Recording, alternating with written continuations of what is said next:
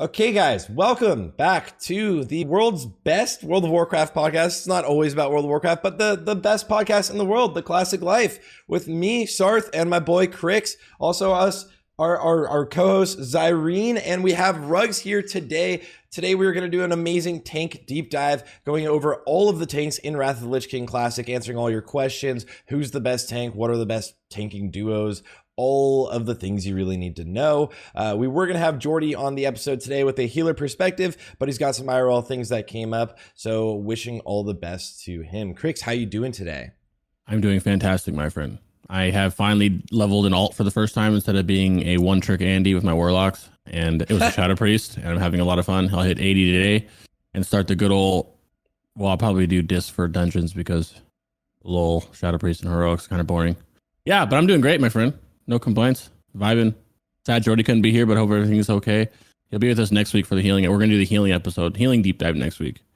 Yeah, next week on my channel. So I'm very excited about that one because healer gang. Healer gang. I'm doing great, man. Hell yeah. Zirene, welcome back always, man. Love you, dog. How you doing today? Thanks, man. Love you too. I know that's the proper response. I should just say that every time. My girlfriend told me that. Anyway, dude, I just finished leveling my DK as well. I actually have like 14 hours played, and I already have 30k HP. It's actually insane. Damn. So now I have all three of the tanks that aren't Druid. But I actually just recently started getting a little higher on Druid tank. Just a little higher, because there's like specific niche situations that they're very, very good in. So being able to play like every tank is very helpful right now. So you have one of every tank now? I have one of every. I have a warrior, paladin, and DK. All Okay, with rain? Are they all with rain? Yes, all those three of the characters were with rain. Yes, Okay, cool. my rogue is the only one that's not. So we'll get into this a little bit more later, but I got to ask you, just real quick, what's your favorite tank of the four? Ooh, In one sentence, a couple sentences, your favorite tank and why? warrior, because mobility. There you go. Okay, fair. Oh my god, that's I knew he'd say it. absolutely. But like really, Based. no, every tank is slow as hell. They're the only tank that can move fast, and it has two things to move fast. Mhm. Warrior's mobility is unmatched in the tanking world, right? I mean, maybe Druid can move quickly, but I can't tell you how many times I've done shit where I'm just playing around with my three movement abilities where I'm like, maybe I ended the pack a little bit, like where people started moving ahead, like a warlock's going to go precede something. And I'm just like, oh, I intervene to the warlock and then I charge. And before the charge is over, you swap to something else and intercept. And it's so fun, dude. That's like my favorite stuff. I was gonna say, I had a feral on my Tim yesterday. He was cat form dashing over here, getting to all the mobs instantly. yes, too. like maybe feral, but like it's Yeah. still. I don't even know if it compares though, but maybe. Fair. Sprint, and you have The the leap. the cat dash leap, Yeah. right? And then you And also rocket have boots, normal charge, and then you have rocket boots. Yeah, feral can actually smash. That's actually a good point. Another thing about feral too Really is like they can actually wear. I've seen some use like the leather rocket boots in combat because it's not like a massive loss for them because they don't have like like defense rating or anything like that. So they can actually wear that. The fast ones. Yeah, no, not the goblin rocket boots, but like the ones from TBC, right? Yeah. So I've seen some use those in like pulls to then rocket boot ahead and do another pull. But the feral tanks are pretty rare right now, pretty rare, which Very I'm sure rare. Ruggs is happy about. I'm fine with it, but there's definitely a niche for him. I'm sure we'll get into. Yeah, Rugs. Okay, Rugs, how you doing today? Good morning. I'm Welcome, doing good, welcome. man. I'm chilling. I got 380s up at this point, and I'm like very content there. I don't want to do any more right now. Taking a break, enjoying life. I literally got my second Journey's End, or my Journey's End on my second feral now, so I'm feeling really cozy, and I'm just kind of What are those three coasting now for a characters? bit. What are I your got 80s? two ferals and a DK. Okay. Do you when you have two characters, like this is something that I like to do when I have two of the same character. Do you have like slightly different approaches to them? Because I know like I've had a paladin where I'm like, I'm just gonna gem strength this time instead of stamina and see how that works. I was going to do that originally. I was going to do like tailoring on my second feral instead of jewel crafting. But jewel crafting to me was just way too valuable for me to like gem for hit when I needed hit and then gem for agility when I wanted agility. And that kind of flexibility I just couldn't give up. I think eventually I'll probably swap to tailoring and like, I kind of mix it up between the two, like you said. But for the most part, I'm just happy to have like 2 clones. I can log on either one, and all the keybinds and UI and everything, all the gear is basically identical. It feels great. Oh yeah, I actually had a weird thought about this the other day about professions. Was so jewel crafting essentially right now is just giving us 17 times 3 stamina, right? Because it's like 24 versus the 51 or sorry, is it 27? Yeah, I think it's 27 stamina, right? 24. Yeah. So it's a 27 difference, right? Because our yeah. 51, right? So it's actually giving us like a pretty decent difference versus any other profession. So like when we get epic gems, I think the delta is closer where mining might actually be something you could pick up for the stamina. You could. I think jewel crafting only comes ahead by +3 stamina, which is nothing. And you're not using like the jewel crafting trinket really at that point. Maybe you are, but what else do you get from mining? It would only be the flat stamina. It's a 60 stamina, and then also just being able to make money off of a profession. Yeah. I mean, honestly, for a paladin, it's amazing because then you can do Halls of Stone boosts and also just like mine. Yeah, right? Technically, right now, mining is like really lucrative. But even though everything went down, I think there's a lot of value in hoarding titanium right now. Because when TOC comes out, you can prospect it for epic gems, right? So when it first comes out and you start prospecting titanium ore, it's going to be worth a lot. And then there's like titanium dust. I don't even know if that's going to be in, but that's something that you can like turn in for the recipes for the epic cuts. So there's going to be like value in that to my knowledge. So can't prospect titanium until ICC. Ooh, we'll see about that. Really, it's not TOC? Still, then it'd be a good gold farm, right? Yeah, that was TOC. Or I thought it was TOC too. I'm pretty sure it's TOC. Yeah, that'll be clutch. But one thing you mentioned really fast, Zirene, before we get into the tanks, is the two of the same character thing. And like I do the exact same thing, and I'm curious if Crix says, but like I have 3 Death Knights, right now, and like I do the Unholy thing and the Frost, right? Like I love both play styles in it. Both of them do have each's normal like off spec, but I'm gonna change that too. I'm just gonna have one that's more of a tank off spec. So I do the same thing. Like if I'm playing 2 different ones of the same class, it's not to play the exact same way. Although maybe I guess in Classic I kind of did with like BM, or in TBC with BM Hunter. But now it's like you can play everything slightly different, and like what's the use here? One of them has tailoring, one of them has jewel crafting. You know? Yeah. What about Crix? Because you're doing multiple warlocks, so yeah, I do it for I have one as Affliction, and then I have my other warlock is also a tank. He's an off tank. He's called a Demonology warlock. But I like because they're my Demo warlock, like my main Demo warlock is like a support cuck. Like I just full support. Low. I lower myself 2% hit to make sure I'm out there giving good demonic packs. And then my other warlock is that's my pumper. That's my I'm not Orlandoing or nothing like that. That man's crazy. Yo, he is. Have you seen his warlock Barzes? Oh, dude, I literally watch it. I like have notifications on for him.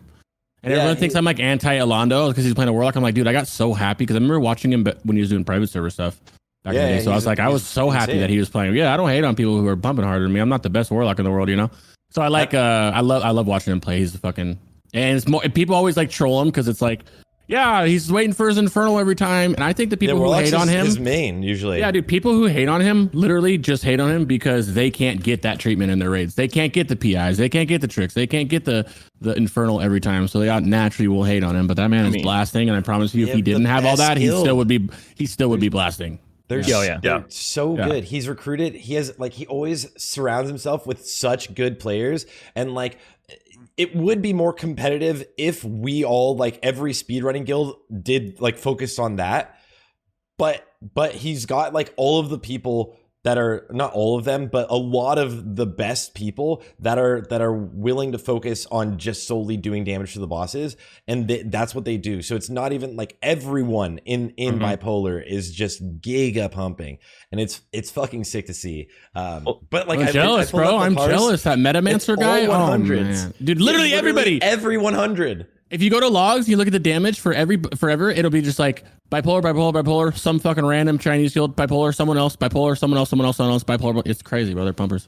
I mean, here's a take for you, because I really think that come Old War and literally every raid beyond Old War, I think speedrunning would be better served dead than alive. And See I the think Chinese guy named Alondo just now? The warlock Chinese dude named Alondo? There is, yeah. They always do. There's like a couple Sarths also. Cubes and shit, yeah. Yeah. Look at that, bro. And let me tell you guys, from a warlock perspective, this is hard to do. That's not easy to do what he's doing, regardless of what people think with the infernal and all that shit. Take all that away. You can't take this from him. This is a very fucking big deal that he's doing that. It would be so much cooler for the community, I think, to focus more on stuff like that for Old War, TOGC, ICC than speedrunning. I think I agree. I agree so with much you, bro. more fun. I agree. I feel like you obviously been to Old War way more than I have. You taught me Old War back in the day on the private server, so you know more than me. But that feels much more like, especially hard mode. Like I don't want to say to take a parse turn, but I kind of feel like how in retail they're more on the parses there because it's more parse culture. I think I like that too. I wish it was like a mix of both if there's a way to do, because parses are kind of cool to get, and it's not like TBC where you need, you know, the lust in your group and you need the boom in your group and you need so and so and so and so. You know, it's kind of like for the most part kind of open. Obviously, it does suck if you don't get PIs or, you know, but I think it's pretty cool. So we all need parse raids. Rugs only has like 50 minutes, so I want to get Rugs' stuff, and then we can kind of, when he leaves, we can shoot the shit like we always do. But I want to make sure Rugs gets his time in. All right, let's talk about tanks then. Before one more thing before. Sorry. Very important question for you, Sarthe. Yeah. As a melee DPS pumper, I am a caster pumper. What is your favorite tank of the four to have? Like, what would you, if you had to go into a big pumper 10 man or 25 man, unless they're different answers? What is your tank that you want? Like, what are you like? Okay, I'm in a pug. I did it. Let's check my tank. Oh, it's a paladin, warrior, bear. Which one are you hoping for? I think you can, with your DKs. You can almost always trust a paladin. Like, you can trust a paladin tank for trash. Like, it just feels like it's easy and trustworthy. Whereas a DK tank, you feel like you can't trust them for trash as much. They need to be like better, or like maybe frost or something. But on like a boss, a Death Knight can press icy touch. It's like 10,000 fucking let's refrain. It's 30,000 threat for pressing icy touch one time. It is the most, you'll never even think about threat ever if you have a Death Knight tank. And like, you shouldn't for any of the tanks, but if you're in like a full pug, you know no one in here, and like your main tank for the bosses individually, just for the bosses is a Death Knight tank, like, it's impossible. If you catch up on threat, that guy wasn't pressing buttons, right? Like, it's like flat out.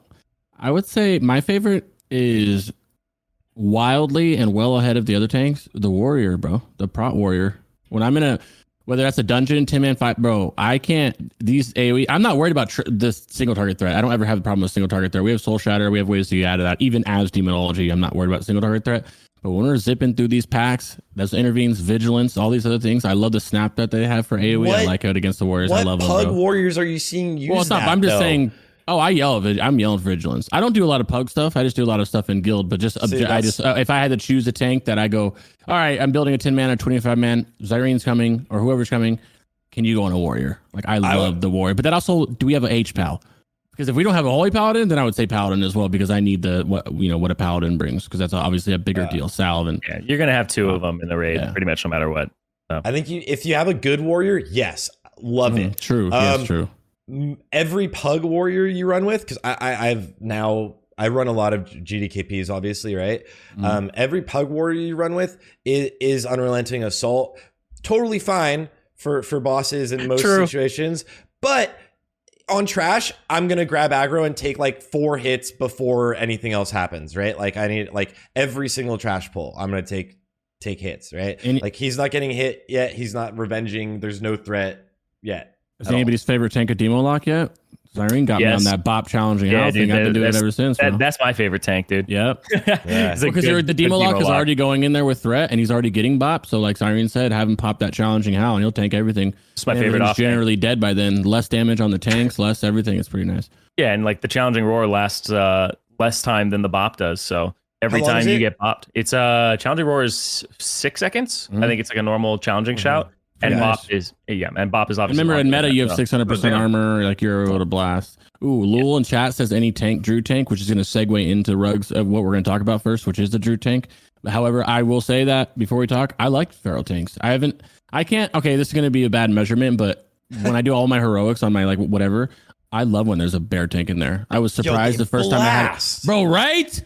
They It was fucking crazy. I did not blast. expect it. I did not expect to do that, but I don't know if that's how it is in Raid, so I didn't want to like put my, say it all the time. I kind of feel like Bear's a little slept on, but we can talk into a little bit. Rugsy, if you want to talk about Bear, I know you're Feral and DK God X.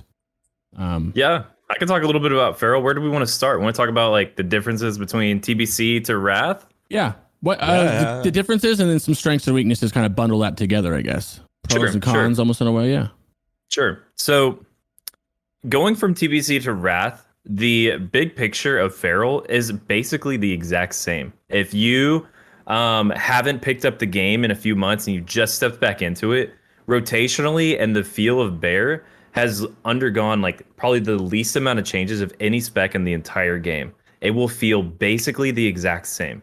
Mhm. Now, some of the big changes that actually happened was one of the things was talents, getting things like Berserk and Survival Instincts. That's adding 2 really good cooldowns for you to use. You also get from talents your defense cap through Survival of the Fittest, which is going to be a talent that you take not only as Bear, but also as Cat. So you never, ever have to worry about defense cap, which is huge, which also kind of plays into a really fun gearing thing. So that you never have to look for defense gear. Your off pieces like your neck, cloak, rings, trinkets, things like that, you never have to look for something with defense in theory. It's not that like defense is bad, but you could then look for like agility pieces or agility with a gem socket or armor pieces plus armor or plus dodge or maybe just items that are like less itemized for defense. So Bear in general feels really good in that sense. In terms of the actual abilities, one huge good change is Swipe actually does decent damage now. And it's not just decent damage, but the threat multiplier on it, I believe, has gone up from whatever it was in TBC. It's now a 2-point something threat multiplier, which is really good. And Swipe is uncapped. And that is massive. On top of that, when you're playing Bear, you're going to go for something like Glyph of Maul, which is going to have your Maul cleave. So you finally have some like decently reliable cleave, and they can actually like pick up AoE threat, unlike they were able to in TBC. So it's so much better. Where in TBC you would have to like bend over backwards to pick up, say, like 3 mobs. If you were assigned 3 mobs, like it was almost the end of the world. It was very stressful. Now like it's no problem. Like we can do that. We can handle that for sure. But in terms of like the feel of like tanking AoE as Bear, I'd still feel like it's miles behind the other tanks in a lot of ways. It feels much more like a DK when it comes to like AoE threat. It's the snappiness of Swipe still isn't really enough for me. It feels really rough when something gets picked up from either the side that I wasn't ready for, that someone ass pulled, or even just like running into a pack. Like the conal of it isn't always like exactly what I want it to be, whereas like a shockwave would be great for that, or an Avenger's Shield or Hammer of Righteous or whatever. The Swipe and Maul sometimes just like isn't hitting what I need it to hit. So the snappiness of it is pretty rough, and so then you're kind of reliant on like your AoE taunt, just like you were in TBC, and then we're back to like the clunky Bear play again, and it just kind of doesn't fire on all cylinders like the other tanks will. So when moving quickly, do you feel like it falls a little bit behind on trash? And then with that, how does it feel on bosses? Yeah, it doesn't necessarily fall like horribly behind. Like you can absolutely do it. It's just like quality of life and the overall toolkit. Like you really only have Swipe and Maul for cleave. Is a little lacking. It's nice that Fairy Fire now actually hits for a little bit of damage. So if you wanted to tag something with Fairy Fire, you're actually like tagging it with some threat, which is nice. But I don't think they're lacking in a whole lot of sense. I just think they are probably a little more gimped and could use things like Tricks of the Trade and Misdirect more than other tanks would need it. Yeah, Zirene, have you seen like a similar? Because you now have a Bear up. Yeah. How's it feeling for you? So I think like the strengths of the Bear previously were just like they have high avoidance, high mitigation with armor and dodge. So like from a defensive standpoint, the Bear is now your healer's favorite tank to heal because they don't have as much dodge as they did before. They actually had like a massive agility to dodge conversion hit. I think they take the most agility to make a dodge out of almost any character in the game now. It was a weird change that they did which kind of because you were gemming agility and enchanting agility, and that was basically it. Your armor is similar to a DK now. You don't end up with a ton of armor, and HP. Oh, you don't have like a billion armor anymore? No. When you push for like BIS in this phase, like you'll both have like 34k ish armor, which isn't like all the tanks are pretty close in armor now. Even the shield tanks are like basically everybody's 33k by the end of this phase, like fully buffed, etc. So yeah, there's not a substantial difference in the size of the hits that you take, and then it comes down to everything else. So like bears have an insane multiplier on HP. Like that is like right now compared to all the other tanks, that is their strength. There's a set going around right now where you have 53,000 HP.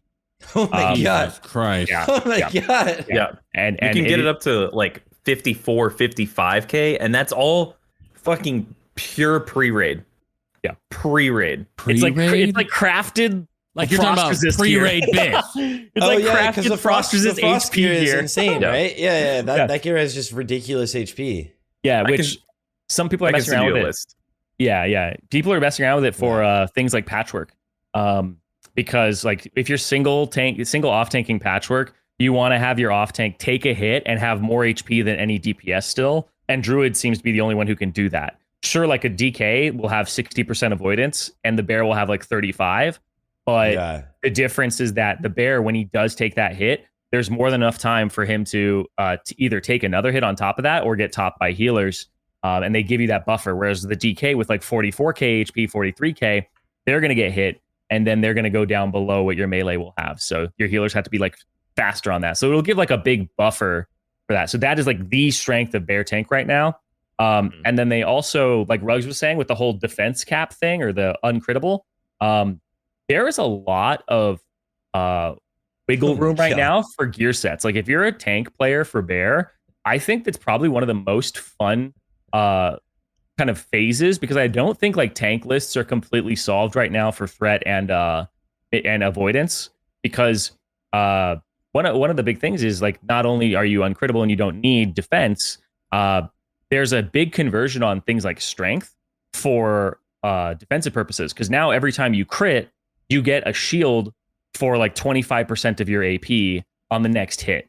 So bears are constantly critting, and they get themselves like a 1k, 1.2k, 1.3k shield every single time. So they no basically cooldown or nothing on it. No, there's no cooldown. It's just as much as you crit.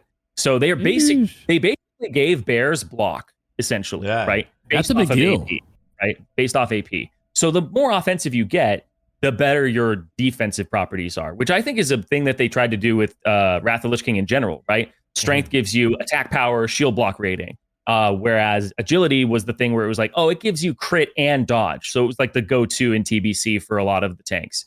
Now it's strength is really, really good for pretty much all of them across the board.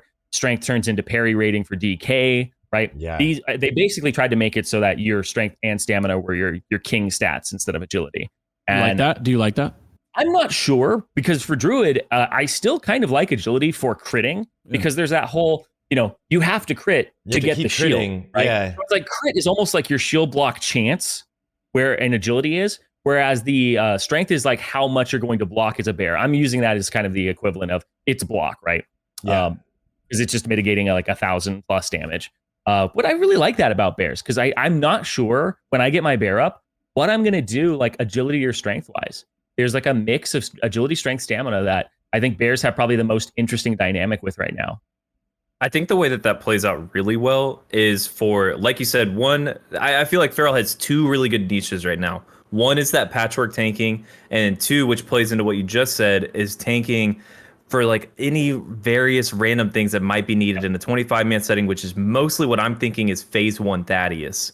You could just be full Feral DPS spec, Feral DPS gear, but be able to go bear form and easily survive phase 1 Thaddeus, which is really high value for that role and position, to just go bear and tank phase 1 Thaddeus for your raid, which is great that all your gear actually still plays into that really well. It's really phenomenal. And that's basically the only two like cases I can strongly encourage a Feral tank for. Yeah, because otherwise you have somebody expecting, or like somebody who's really bored on Thaddeus for this phase 2, whereas the Feral will actually be able to do damage. Like Feral is your best off tank for conversion, kind of like immediately converting to doing damage.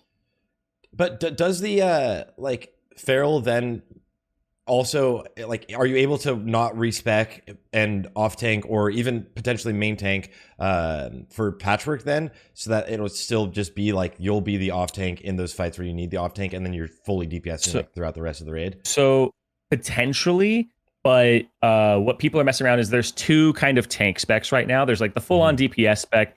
There's a tank spec where you take like the extra armor, and one that like doesn't go as deep into. I don't think it goes as deep into restoration, but you like lose like 1 or 2 talents for damage. But it's more on the mitigation side of things. And the thing about Druid is they're probably one of the best respeckers. So like let's say Patchwork just ended. You're going to take 5 seconds to respec. You're going to immediately have sprint because your cooldown's reset. You can innervate yourself so that the mana doesn't matter. And like having sprint to catch up and not have to use rocket boots. Sprint is obviously a percentage increase in movement speed for X amount of seconds. So basically, in order to catch up for 5 seconds worth of movement speed, I have to have up to 100% movement speed for 5 seconds, and I would have caught up to those people, right? So sprint is pretty close to that, and it's a longer duration. So sprint will catch you up to the group. So they're pretty much the best respeckers out of all the tanks, or pretty much out of any character. I think there might be like something that's a little better, but and I feel like losing like, if you lose like half a second on the next pull, it doesn't hurt you too bad. It's like 1, 2, 3, 4, 5, 6, like 6 mobs, right? 7 mobs in the next room, and moving into Grobulus. Like, so it's not too bad, because then you could sprint into your rocket boots and you'll catch up. So you do prefer currently. Do you think with more gear, would you not even respec whatsoever? Because you guys right now, like in the background in your run, you're using a bear tank to eat hatefuls also with you. Yep. Do you think with the gear, even in this phase, you won't even have to respec whatsoever? Or do you think it still will kind of require a respec to take those hatefuls because they hit so hard? I think the amount of respecking that, so let's just pure speedrun talk here. It's there. I would still have them respec and start the run in like their bear spec and then respec after Patchwork, because even if they didn't have to respec, the question is, could I 2 heal Patchwork eventually? Right? Yep. Because people are like 4 healing it with like a Boomkin flex or 3 healing it, and if you get tanky enough, the better thing to do is just have one of your healers DPS than it is to have him go into a DPS spec while tanking, right? So the larger gain is to be able to 2 heal, 2 tank it, which I don't know if that'll ever happen. I mean, some people actually have already done it, but I haven't seen clean logs of it yet. I can vouch from personal experience. We did this in a raid just last week where we 2 tanked Patch with a bear tank that had a shit ton of HP and 3 healers, double Holy Paladin disc. And they said it felt infinitely easier than the triple tank. And I think that like it should be extremely doable as 2 tank. It's crazy how it feels safer. Crazy. Because you're just blasting, who's taking the damage. I right? swear to God, we're topping them off. Yeah. I swear to God, we had this argument when we were doing that raid together, Rugs, where I was like, 2 tanky Patchwork's easier, right? But obviously we're in template gear, so it kept shitting on us. So I was like, it's easier to heal it like this, because like Beacon and shit like that healing 3 tanks is way harder than healing 2 tanks for like a Paladin or anybody. So it's and because also you have to bounce and change targets between it, whereas here you just start mindlessly holy lighting the entire time. 2 tanking is easier once people are geared. It's literally what you did in classic, right? Like the DPS is scared, but if they understand how the mechanic works, they shouldn't be that scared. Like if you see a tank dip for a while and not get topped off instantly, you're like, oh shit, I need to back out, or else you're done, dude. Yeah. So you think it's more high value to get that healer, because it is because your tanks are still doing some damage, right? So like having a 3rd tank and having 2 healers instead of having 2 tanks and 3 healers is a higher value swap early on until everyone's like fully geared. People are like full BIS already, which is crazy. I have like 3 items of BIS. I have like really? Oh wait, you're playing DK, so Yeah, but I have like I have all these ones that are like the little upgrades, but like kind of a good amount below like the BIS items. You know, I got both BIS weapons, which is I'm a DK, so where am I doing damage on my last lap hailstorm? Yeah. Oh, I did get that. I just got it. So no one's full BIS yet. I thought of us, is anyone? Yeah. I'm far from it. I wonder they're not funneling demos in my raid, so definitely not. There's a funny thing about being a tank and saying you're full BIS.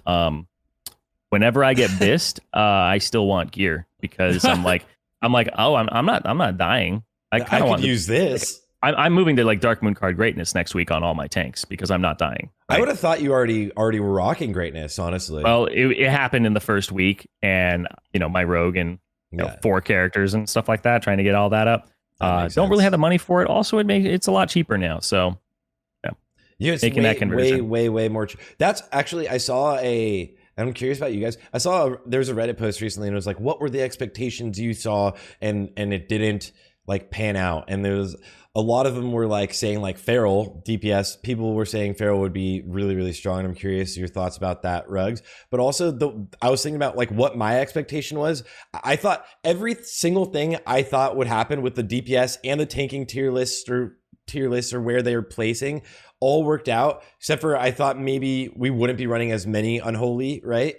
And then it was the price of Dark Moon Card Greatness falling so quickly because of like probably bots.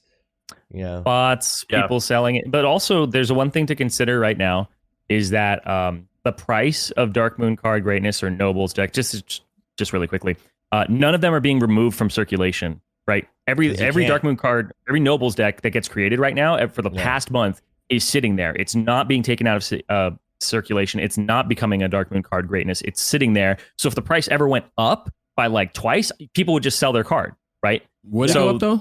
Is it going to continue going up, or is it going to go down? Since next week it probably will. For what I think is going to happen is people will buy Dark Moon cards right now. They will turn them into Greatness decks, and then they will try to sell the decks next week for like 50% profit, right?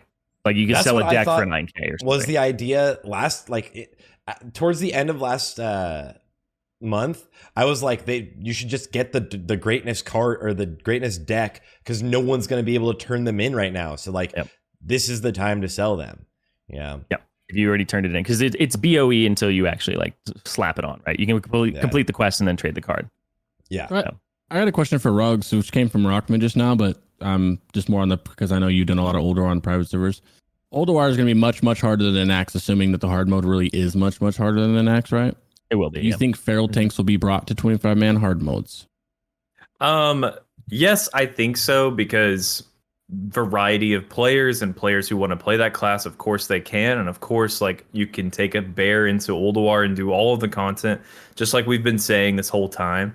I do think when it comes to like boss by boss, they are kind of behind a couple other tanks like DK and Prot Paladin in terms of their value in cooldowns, value in raid utility, and just value in overall survivability and like how effective is effective HP for this encounter.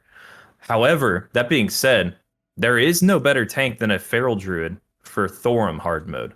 They are by far the best for that, because Thorum's hard mode mechanic is an unbalancing strike, which reduces your defense rating. So you can actually solo tank Thorum as a bear, and you couldn't necessarily do that as any other tank. I know that like maybe a Prot Paladin one day could pull it off. They would never be able to make to compensate for that unbalancing strike, I don't believe, but they could potentially like RNG survive it, thanks to Ardent and Guardian Spirit and things like that. But a Feral could solo tank Thorum. What do you think, Zirene? Unbalancing strike reduces your defense, right? Yeah. Can I not just wear resilience? That was what, dude. That was literally gonna be that was actually gonna be my question. All right, yeah. All right, go. You probably could. You probably could.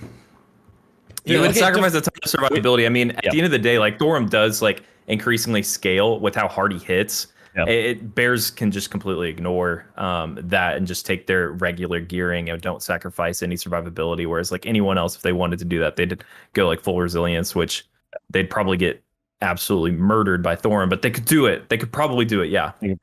Yeah. Well, we'll see. We'll see. the whole defense versus resilience thing, it's like a massively different kind of interaction than it was in older versions. So like, how strong can resilience be? Can you use some resilience gear to really offset your gearing? And like, there's like a trinket that gives you resilience and attack power from Wintergrass. That trinket, I saw Scotty talking about it recently. Yeah, how do you guys go about gearing your characters, and how do you choose defense versus resilience? So Zirene. Hey, go ahead. Personally, when it comes to like tanking, I think and gearing for like aggressiveness, I have different opinions depending on the tank. When it comes to like warriors and prot paladins, go for it. Like resilience is fine if you need to cover that defense gap that you might have in your gear, because you want to go for something like a greatness card or berserking on your weapon, or Knights of the Ebon Blade enchant, or whatever enchants you want to do to like get more attack power out on a warrior or prot paladin. Fuck yeah, go for it. I think for DKs, I've always had this opinion when it comes to DK tanking. If you're gonna go blood, just go blood and be like full tanky, full survival, full mitt. If you want to do damage, just go a damn like damage talent build. Like be full frost or full unholy damage. Like don't go blood tank and go for like strength gems and strength stuff and attack power. Like you're not gonna do damage. That build sucks. It is a meat shield build. It will never do damage. And then like we've been talking about with bears can obviously go for like very aggressive builds. Yeah. Zirene, what are your thoughts on it? I actually agree with everything that Rug said. I think the resilience for like warriors and paladins, when it's connected to things like hit and just getting yourself uncrittable, 100%, it's really, really good. DKs though, like they get handed a lot of defense from their weapon enchants very easily. And it's like they're the second easiest class besides druids to be able to be uncrittable. And 100%, you just go full on mitigation. It's why like I really like Night Elf DK personally. It's just the extra avoidance, not to be confused with mitigation. I just say mitigation all the time. But just flat avoidance too. Yeah, they avoid a lot of attacks. Like DKs are very, very strong for that. That's why like TOC, they seem insane as a tank, which is why like I have multiple tanks, because I know that each phase my opinion of the tanks is going to change slightly and which one's like best. I think any serious tank probably has to play most of them, right? You feel like? Yeah. The same for the same main tank for sure. It's never going to be a one trick. It's also funny because all the guilds are like play paladin, and then I know that people like myself who like favor warrior, or like Windforce who favor DK, they're just like, I have this side project, this guy's really good, like let me play this. So like a lot of tanks have opinions, but they know their guild wants them to play something, and you can't really like just force your guild to let you play that thing if you're in a competitive environment. I'm curious what you guys think. Everyone, I'm curious what all you think. What do you think is going to be the best tank pairing? Like, what's going to be the best two tanks in a speedrun this phase? Because Trial of the Crusader is going to be very different, right? And same with Ulduar and ICC. So right now, what's the strongest let me rephrase. Right now, what's the strongest tank pairing? For me, it's warrior feral druid. Really? Yep. He's been saying that for a long time too. Okay. Yep. Rugs? Why? Okay, look. My only counter was originally when we had this debate like months ago. Zirene would say Prot Warrior Feral. And I still am not on the Prot Warrior train. To me, it's a Prot Paladin. But since we can now 2-tank patchwork, and specifically that off tank has to be a feral if you want to pull this off. I don't think DK has the gear to do it yet. They probably can in like a really good like vacuum scenario, or maybe just RNG it. But if we're talking speedrun, I want like safety, reliability. Feral's going to pull that off way more often than anyone else. And then after that, there's nothing else to tank outside of, like we talked about, phase 1 of Thaddeus, like Feral again being like de facto great there. So to me, the best pairing is Prot Paladin with like a Feral off tank. Ooh. Crix, any thoughts? No, I like warriors though. Warriors, and if I had to say from my perspective of like a DPS, I like Paladin and warrior. Does Fusion like warrior? I haven't seen one in a while. We have a Fury Warrior in our raid. Yeah, no, we have a Fury Warrior in one of our raids, in my raid specifically, but Dude, Because He's the raid leader. Fusion was one of the only guilds in the world in TBC that was using a Prot warrior as their main tank in phase 2, phase 3. That was before I was with them, though. and competitively, they were actually like it was like exactly. They were giga pumping with it, and it was actually really impressive. And I think the difference back then between warrior and feral druid is more stark than any possible difference between warrior and Prot paladin now as a main tank. Right. Yeah. So I'm just like, I would be surprised if Fusion really goes on the paladin train unless there's like a massive oversight on my end for like, I just don't like, I'm missing something really big in composition. So it's hard for me not to say, or it's hard for me not to have a paladin, it feels like, but at the same time, I just need that paladin in the raid. But typically like a paladin tank pays more attention because I'm like right next to them and they see the demon and they go, oh, bop, you know what I mean? Bop, how? But where a healer maybe might not see it right away because he's worried about healing and stuff like that, or casting and can't get it off. He's constantly looking at the threat. The healer doesn't look at a threat meter. Look at it that way. The tank does. The tank's looking at threat. You can see people's threat. You know, okay, this Crix is creeping up or so and so's creeping up, and that's why I really want them there. Yeah. I think the only thing that Protware has over Paladin, the only thing is the little mechanic that we saw with Gothic, with Vigilance, and being able to like pull a lot of extra mobs using Vigilance as a really useful tool for that. But like just in the background, right? Like I have one of Zirene's Prot Paladin VODs playing. He was buffing the Hunter Pet and grabbing the threat, right? Yeah. Oh yeah, just with blessings. So you don't need to do. It just makes it easier if Vigilance is just like flat out like you trust it's always going to happen. Yeah, exactly. I mean the thing that I really like and I've been like feeling more and more is just sunders on trash bosses, shattering throw, just adding damage, and then making it so your combat rogue doesn't have to expose or take glyph of expose. Just feels like if you take even like the #1 run right now on Warcraft logs and you go, if they had a Prot warrior instead of a Prot paladin, the run would have more damage. Because they're already running 2 holy paladins, right? So like the third blessing is only affecting things like mana for a hunter or a enhancement shaman. It's really outside of that, it's nothing else. Blessing wise, not really necessary anymore. So I'm just like, it would just add more damage, shattering throw plus the amount of sunders, and the damage difference between a paladin and a warrior isn't that insane, and they're adding a lot of damage on trash and on bosses to other people, so it's like hard to kind of equate that back to them. And also the fact that the combat rogue wouldn't have to use combo points on this thing. It's kind of a DPS shift. They get to use it more on offense than on like stripping the boss's defenses. And challenging shout is actually probably my biggest difference now when I play the two, because of the whole, like, I think warriors are the biggest beneficiaries of the change for cooldowns. Like they don't have to take. Yeah, can't you do it every time now? Yeah, they feel very different than private servers because you don't have to take those damn glyphs of like shield wall and last stand to even use those abilities on bosses and trash. You just constantly get them. They're strong. You get to use whatever glyphs you feel like. And then you get to use Challenging Shout all the time. Like you can use Challenging Shout the pull before Patchwork. You can use Challenging Shout on the only pull before Grobulus immediately afterwards, right? And you can just chain these things together very, very easily. And even though it's like, it's a 3-minute cooldown, so it's not that big of a deal. But I just remember times where using Challenging Shout and having things be loose and because it's on cooldown, right? It's like 15 seconds left on it. It's like, it feels so insane to just have Challenging Shout up that much in a raid like Nax with the boss density.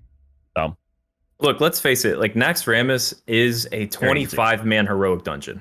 It is. That's all it is. And warriors are the best dungeon tank. With bigger pulls, though. Tank. With much bigger trash pulls. I think that is like a huge difference. Like if you think about a warrior tank in dungeons, phenomenal, because there's like, it's not ridiculously large trash pulls. They do phenomenal damage, right? They're beating everybody on damage for the most part. But now it's like we have these huge pulls, so you need a snap threat really, really large, and that changes the spec of the warrior. Zirene, I'm curious, in your retrospect, the thought versus this unrelenting assault build, the revenge build versus deep Prot as you move from like dungeons into Naxxramas. I mean, I just don't know why people think I'm like the godfather of UA or some shit because I played it on beta and those clips in like damage meters started like going around. I'm a Shockwave shill. Like, I want that on record. I'm a Shockwave shill. I think UA is awful for what I want to accomplish, which is not having my raid have to play around me, right? I get to do the other way around. I get to play around my raid and tailor my abilities and my usage to them, instead of just like, hold on, guys, I got to revenge this pack. I got to let them hit me first. Like, I really don't like UA. UA is really only fun on like Patchwork and like Lotheb, because it's very much so dependent on boss attack speed and mob attack speed, and also mob density. And it's just weird because the more mobs you have, the better it is. But those mobs have to be on you. They have to hit you first. Yeah. So like it's one of those things where like in dungeons and leveling, you're like, this build is amazing because you're the only person who could get hit when you're soloing. When you're doing dungeons, there's only 4 other people who could possibly pull aggro. In 25 man, there's 24 people who could possibly pull aggro off you on different mobs. I really think the build has stark weaknesses, very apparent weaknesses. If you play the 2, and Shockwave just feels like it's such a goddamn well-rounded build that I feel like I can do anything with it. Right, I have the mobility, I have the tools and the situations to actually assist people. I have mobility from being able to charge and intercept in defensive stance, and it just feels way better. Shockwave, I'm literally at the point now where like I have a free glyph slot that I've been rotating every week, and I'm probably just going to use it on Shockwave, dude. Like I thought glyph of Shockwave was bad, but it's actually pretty good. Glyph? It's 3 seconds off Shockwave cooldown, so it goes down from 20 to 17.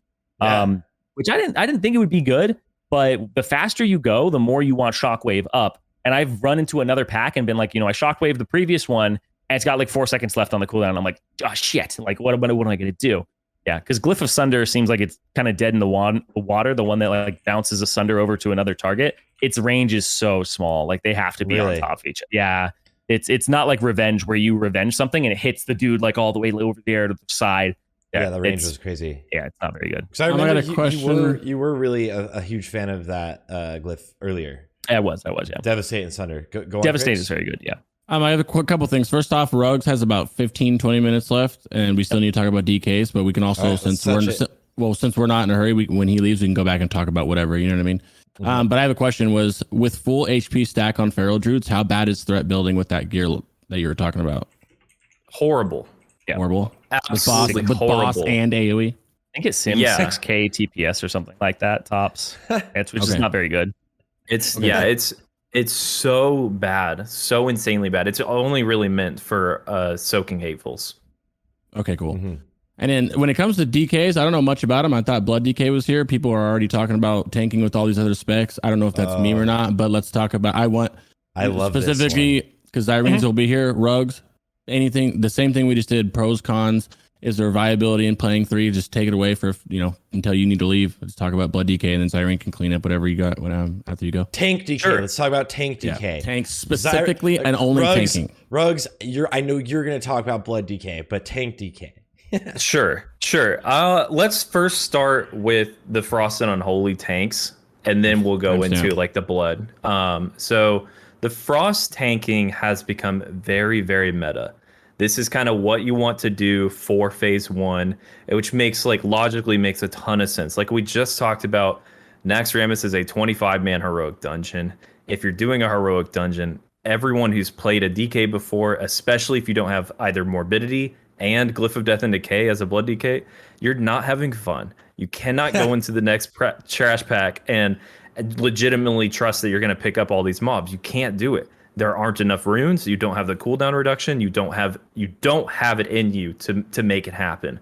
So playing like a full-on de facto like Bis Blood spec right now is just not going to work. You can't make it happen. And so Frost has kind of emerged as the community's favorite tanking spec right now. And here's my biggest issue with it. I have 2 main issues. Is one, I feel like the goal of what it's going for is good, but kind of missing the mark a little bit. People are wanting to play Frost so that they can get snappy aggro with that Howling Blast, which is really good, and also still do some competitive damage and still be able to pick up mobs, no problem. But I feel like Unholy does that better, personally. And I also have an issue with Frost tanking right now is I don't like the Frost tanking builds. I just think they're redundant. They're over redundant, and they're not accomplishing a whole lot right now. Full DPS, right? Okay. Full DPS. It should always be full DPS. There's no point in making a Frost spec tank or an Unholy spec tank. Of course, like, you can do it, have fun. Like, that's one of the best things about DK tanking is you can literally just throw your talents at a tree and you'll probably end up with a really good build, which is really cool. But if you want to do damage and also be able to pick up those mobs, just go full Frost damage or full Unholy damage. Like, legitimately, dual wield and Unholy can tank. Like, you can do all of this stuff in a full damage spec, and you're going to accomplish the goals that you set out by not going blood. It does all the same things.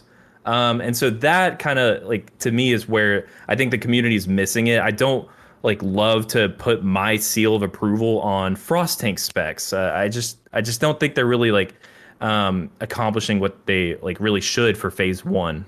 And I eventually I kind of do think that these builds kind of have an expiration date on them as well. At a certain point, the content just kind of demands that you have Will and Necropolis, that you bring your Unholy Frenzy, that you're bringing your double buff spec and things like that. Like that and your like effective HP pool and self healing and all the things that Blood has eventually is going to become too demanding for you to not take. And the trash pulling and the cooldown usage and being able to like just tank trash in general is just going to die and fall off a cliff. Yeah, that's a massive thing. Like, I think TOGC, you're using a blood. Like, I almost think 100% like you're going to be using a blood because there's no trash in that instance at all. It's all bosses, and blood. The biggest weakness of blood is just trash, right? Yep. It's why AOE when threat.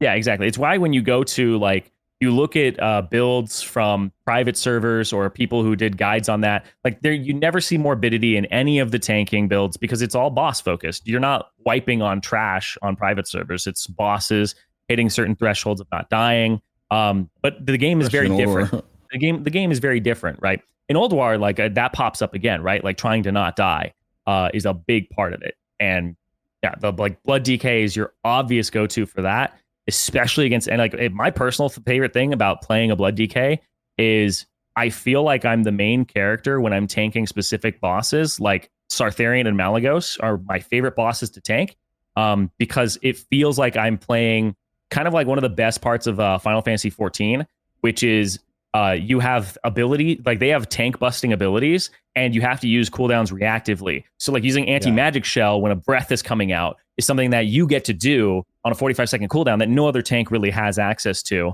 And Blood DK has the shortest cooldown for their defensive abilities, and they can rotate them, especially against magic damage dealers. So it feels like you're constantly trying to rotate your abilities of Icebound Fortitude on a 2-minute cooldown, Vampiric Blood on a 1-minute cooldown, and it just your anti-magic shell on a 45-second, and even your Ghoul Sack or anything like that. It just feels really fun as a tank that you are more self-sufficient in that sense, where you can take care of yourself in a lot of situations. I like that feeling. It kind of scratches a certain itch for me when tanking. And there's like no other class, no other tank that really does that for me. And when it comes to Frost just feels like I want to be as useful as possible, right? Like full DPS spec, like Ruggs is talking about, 100%. Like that's definitely what you do once you're geared. The only time I think Frost and going like Imp Frost Presence or like Chillblains is like you're doing heroics and you have no gear. Like that's the only time I think that's like okay to do, right? Other than that, it's you want to go DPS spec. You want to have 2 sets of gear. Like honestly, like the way I'm going to do my DK, or am I doing my DK, is I have a blood spec that's for bosses like Sartharian, Malygos, and Patchwork, and that's it. And then I have a Frost DPS spec that is not sub blood, it's sub Unholy, and that's for trash. I know sub blood does more damage right now. Sub Unholy gets better as you get better weapons, but yeah. So I feel like the morbidity add-on too, instead of getting like the strength from the ghoul talent, or I forget what it's called, Ravenous Dread. The one that gives you like 3% strength. Sacrificing that for morbidity for just being able to do trash damage and get trash threat just feels insane. Like I don't think any of the DK builds that I ever want to play, aside from just blood on a boss, lack morbidity. I think I take morbidity on almost every build that I play. It just doesn't feel good otherwise. It's too good for trash. It's like unreal. Not having that makes no sense. I don't know why every build, not every build I see, but like when we talked about it and you sent me all the builds, it's like obviously like that's it, right? That's morbidity. And when I talk to Windforce Progress main tank, it's like morbidity. That's like it's essential. Like it's you can, if you're Frost, you can rotate between like Howling Blast and morbidity, and like your snap threat is phenomenal actually. Yeah. So I really like that the community has adopted Frost as their preferred spec for phase 1. But here's my challenge to any DK tanks out there listening to this. If you haven't already tried it, go Unholy. It's so good. It's like, seriously, you can have all that AoE threat and more because of the way your diseases do really good damage with Wandering Plague, and again, it's CE going on all the mobs. Your Death and Decay does ridiculous damage because you're actually glyphing it unironically. Like that is legitimately a good glyph to use. Using it on cooldown, even on single target, is a good option. Your threat is just as good single target, maybe a little bit less, but who cares? No big deal. Bone Shield is kind of slept on as a DR for tanks. I think it's pretty nice to have that like pre-pull and then use it reactively during the pull. I just think Unholy is great, and if you have not tried it, please go try it. You will feel very, very smooth. Just do it in a dungeon to test it out and see how it feels. Yeah, I believe. Go ahead. I used to push for Unholy DK tanks for like the dungeon leveling builds because of Corpse Explosion. Just the power of the snap threat from Corpse Explosion, it changes the playstyle, right? You want to like bring a mob with you in an ideal world. You'll bring like the last mob of one huge trash back into the next one. Or if it's like a huge pull, you'll just Corpse Explode your ghoul. But when that goes off, you have threat. Like, everything's attacking you now. And you're and your threat builds with your diseases and your D&D down, Well, it's like, how cool is it to be a tank that unironically has a pet with you? You have your ghoul with you like 24/7. And then what's extra helpful about that is when you're death packing, you can death pack on command, whereas like a Frost or Blood tank, they need to raise dead first and ensure that they have the runic power and don't lose that runic power in between the global of raising dead and then death packing. If you need to heal, boom, it's done. Easy. Which by the way, don't like, just personally, I don't know if you disagree with it. Don't fucking don't fucking bind Rune Strike to all your abilities. Everybody's like, oh, I'm just gonna bind Rune Strike to my abilities. God, like, don't do that. Don't do that. You want runic power reactively to things that happen, and you're just dumping it, and it just feels really bad. Because also right now, the thing that emerged that we had talked about, I think months ago, was like dual wielding is Blood or dual wielding is Frost, right? Every DK spec dual wields right now except for Deep Blood. That's the only one that won't dual wield. Right. So we should talk about that. Okay, someone in Twitch chat asked, like, should we still dual wield tank as a DK? And so here's the updated thought process. So before, it was always weapons are stat 6 for DKs.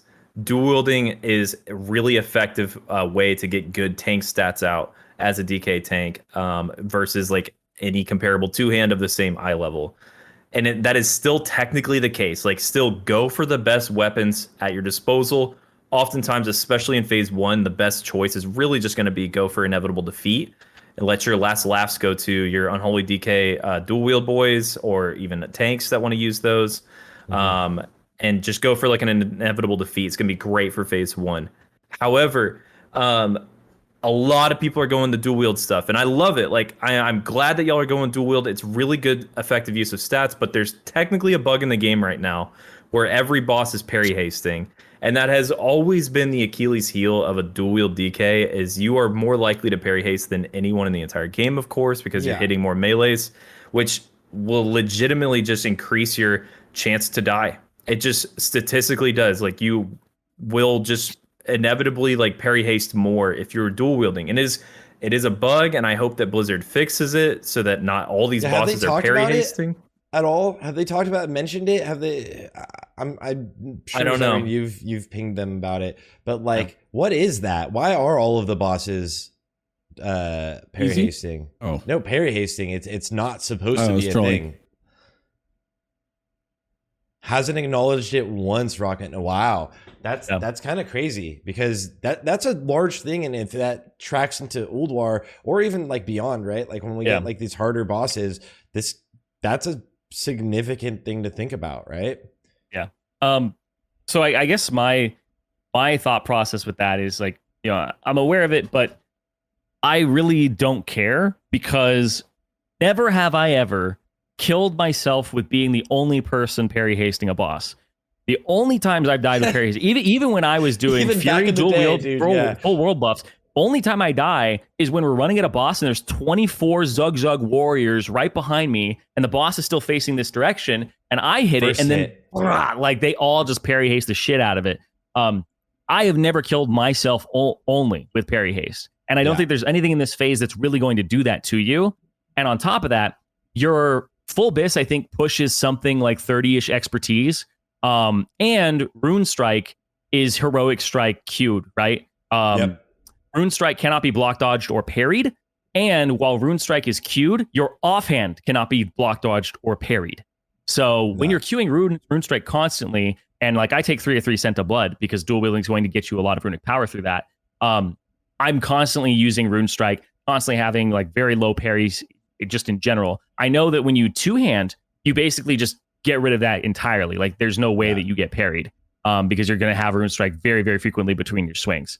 And I think right now the frost spec I do, or sorry, the dual wield blood spec that I do, because everybody kind of like always has a frost DK right now. I actually don't take 5 points in icy talons right now for the attack speed because of this as well. Right. It's like specifically because of the parry haste. Yeah, I take 5 of 5 in the black ice. So just like get the 5 before, get the 3 in icy touch, get 2. Like you can start getting like icy reach and shit as well. Like there's a lot of things that you can just put those points into. It doesn't really significantly show a build if you can before. So. If you want to show a build and have them go over it before Rugs goes, that'd be dope. Oh yeah, People are asking about it too.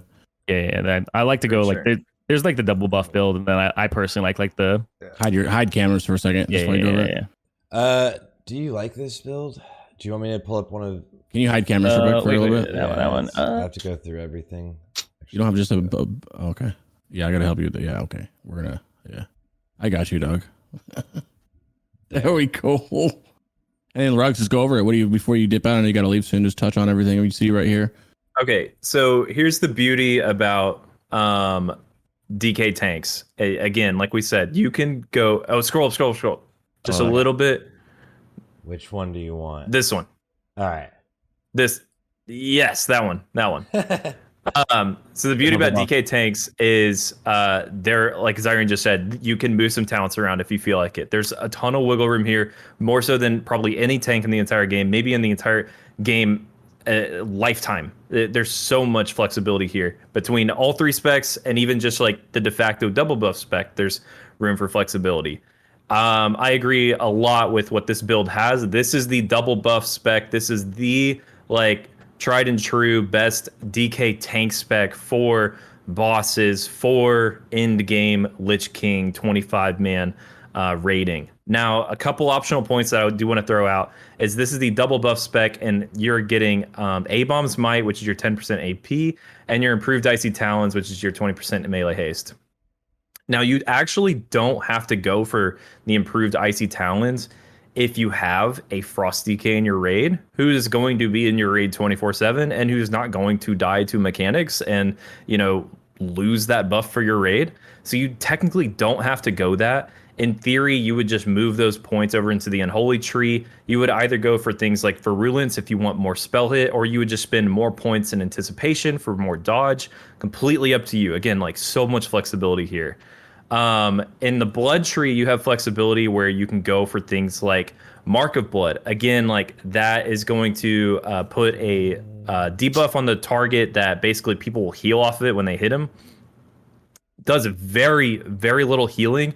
But hey, like if you're looking for buttons to press, like that's a fun button to press.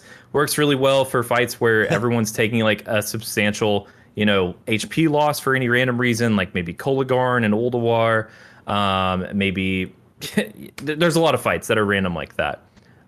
Making sure that you get the 1 point in I believe it's Scent of Blood, second row of blood. Yeah. Scent of Blood. You're getting 1 talent point in that. It's kind of mandatory. Just making sure that you're always having good uptime on that, so you're generating a good amount of runic power is pretty much mandatory. Yeah, it's a ton. I personally like going for, instead of 3 out of 3 Bloody Vengeance, which is right next to A-Bomb's Smite, I believe it's Bloody Vengeance is what it's called. Yep. I prefer to go to the top left of that, personally, for Bloody Strikes, because that's going to increase your blood boil damage. Again, like, on DK tanks have struggled with AoE spec, or AoE threat. And like the least you can do is get a little more blood boil damage for when you are going into an AoE pack. Your opener is basically drop D&D, Icy Touch, Plague Strike, Pestilence to get your diseases out on everyone, and then you'd blood tap, blood boil. Yeah, and that's your AoE rotation for a DK tank. It's not a lot of threat, but it's something. And so I prefer to go for Bloody Strikes there. But again, like totally up to you guys. Like there's flexibility in DK tank. You're hitting all the good points here, though. Sorry to interrupt, but what's the point of going to the? What's the point of going the talent that gives death runes? So getting more death runes is really valuable for DK tank because all we are is an Icy Touch machine. We're basically like hitting Icy Touch as often as we can so that we can build more threats single target. That is like the biggest strength of DK tank. Plus, these death runes can be converted into like literally anything that you need. If you're on an AoE pack, you can use those on Blood Boil. If you want, you can be using those on Rune Tap. Rune Tap is an incredible self-heal. And having more blood runes or death runes at your disposal means you can use those flexibly as you see fit, depending on what the encounter is presenting you. Even if that means like more random mobs just were pulled, or more random mobs are engaged, or you need to taunt swap and take over, so you're taunting and then Icy Touching. If you don't have those Icy Touches or those frost runes available, because let's say you just death striked or you just dropped a D&D or something, those death runes are massive.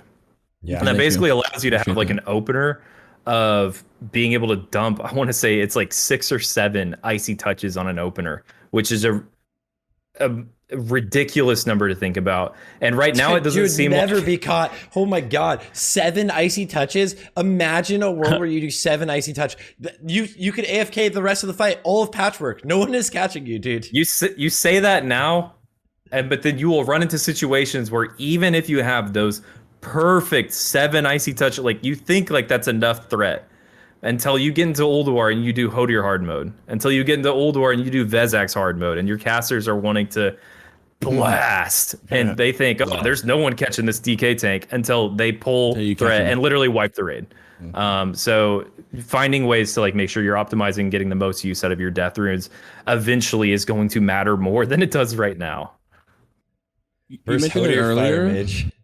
You mentioned it earlier, but what's an acceptable amount to be parried for dual wield tanks right now? If you're dual wield tanking, is that something that's in your control, or somebody asked a question earlier about it? An acceptable amount to be parried for dual wield. I mean, it depends on your expertise, and I want to say expertise hard cap facing your target is something like 54. It's 54 or 56, I think. Yeah. Thank you. So it depends on your gear. Are you? Zirene, this is more for you, but like, are you actually utilizing ever canceling stopping attack, queuing your actual frost, not frost strike, Rune strike?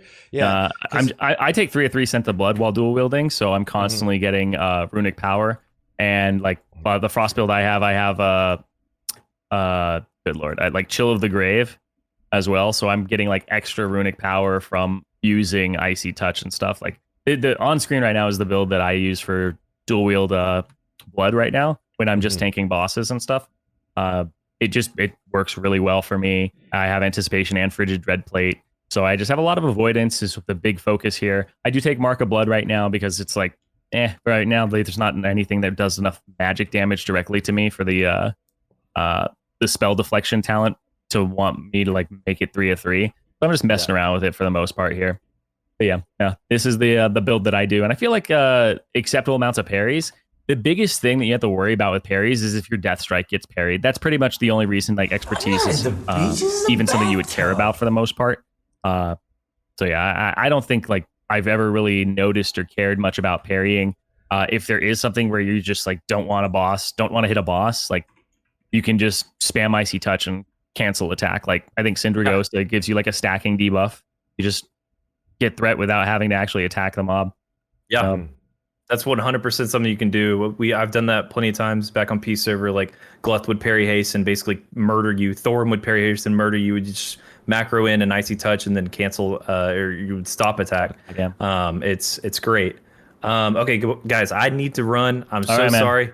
Love you, I brother. love you guys. If I could say one last thing before I go, whenever it does come up, before I forget, the Prot Paladin stuff. Y'all know I'm pro Prot Paladin, and I know y'all are gonna get the Zirene propaganda on Prot Warriors, but you mentioned the #1 speedrun for Nax, and that they ran a Prot Paladin. Yep. And he could have done more damage if he was sundering. My quick counter to anything that you say about Prot Warriors before I go and Prot Paladins is that run.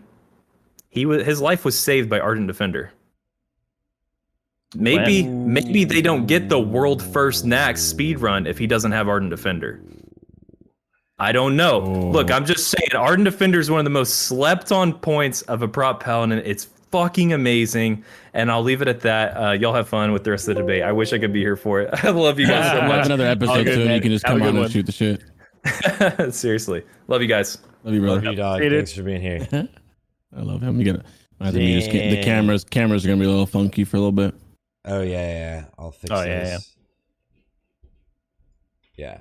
It's so funny with like works perfect. I love these things where like there's almost like there's like never a good resolution to them where one person will be like, oh yeah, I kind of see that. Like even when he says that, I'm like, well, I don't know if they don't have a warrior in the raid at all. They have no challenging or commanding shout, right? They have no commanding shout. Shield wall is a better defensive than divine protection. So it's like there's going to be differences there, right? There's no last stand for Paladin, etc. So yeah. Ardent Defender could save him, but you don't know the situation. Could have been something where a warrior even just having the shout or having a stronger shield wall or having last stand available. Because that's one of the things that I noticed when I play Paladin versus my warrior is I actually feel safer on the warrior. I know on the Paladin, like you can die once, but on the warrior, I have more available defensives to me that feel strong and impactful. When it's like you die once, or you can just avoid that and not have to die once. That makes sense. Like you don't have to get the. You can die once, defender. or you can not have to die once. Yeah, you get it. Yeah. I love it. We got Omega Zoom. We're zoomed in on my ugly face. I love it. So Zirene, I got a question. What's up? As a tank, what's your like? I don't want to say annoying DPS, but what's that one DPS where you're like, fuck, all right, pay attention to? You know what I mean? Whether you pay attention to him or you're kind of like babysitting him more. Like, is it naturally the demo lock, or do you not even have to worry about any threat at all with your guys at the AoE threat? So I'm not somebody. Raids? You remember when I said I don't like the UA build because I don't like the raid having to play around me, and I like doing the inverse. I actually like it when a warlock is trying to pull threat because it makes me play better. Because it means that I feel like there's somebody there with me when I'm going up who I know that it keeps me alert. It makes me sit there and go like, oh, I know this guy's trying to pull. I got to be on my game, right? And it's a point where I'm like, if I use my challenging shout wrong, or if I actually shockwave and I miss like a few mobs or something, or I didn't do it right, it's one of the reasons that I want to take Glyph of Shockwave is because sometimes I'll have a pull where my warlock buddy is right there with me. So I don't actually think I have like an annoying DPS. I think the most annoying thing that can happen is a rogue's not canceling tricks on a DPS. That's the only thing that I find annoying is when a rogue does that. A lot of threat too that can happen. Yeah. I'd love to be in your raid. You love me in there. I'm right next to you the whole time. I love playing with Magnus. I love playing with a lot of the warlocks in my guild that love walking up as demonology and just immolation, aura, speed, seed spamming. Yeah. It's so much fun for me. I feel like warlocks lose out on a lot of damage from being safe. You don't have warlocks are playing way too safe. I think they're playing way too safe. But yeah, they lose a lot of damage doing that, man. It's also tank dependent as well. Like one of the things about Wrath of the Lich King is a meta tank player who's like good or like a great player will still look bad compared to an amazing player on any tank. Like an amazing, like right now, you get out of tanks what you put in. And it feels really good because what you get out of all the tanks is something that is very reflective of your ability. Yeah. So I feel like if you have a bad tank, you feel it. It's not as bad as it was before with bad tanks where you're just like, I can't even do damage. Here it's like, well, mobs are loose. I'm not doing as much damage, or you might die. But yeah, I feel like a warrior that's great or amazing will look better than a paladin. Whereas before, there's like no way for a warrior who's like an amazing warrior player to look better than like a feral druid player in TBC. Right? Yeah. It's just a better class, like through and through.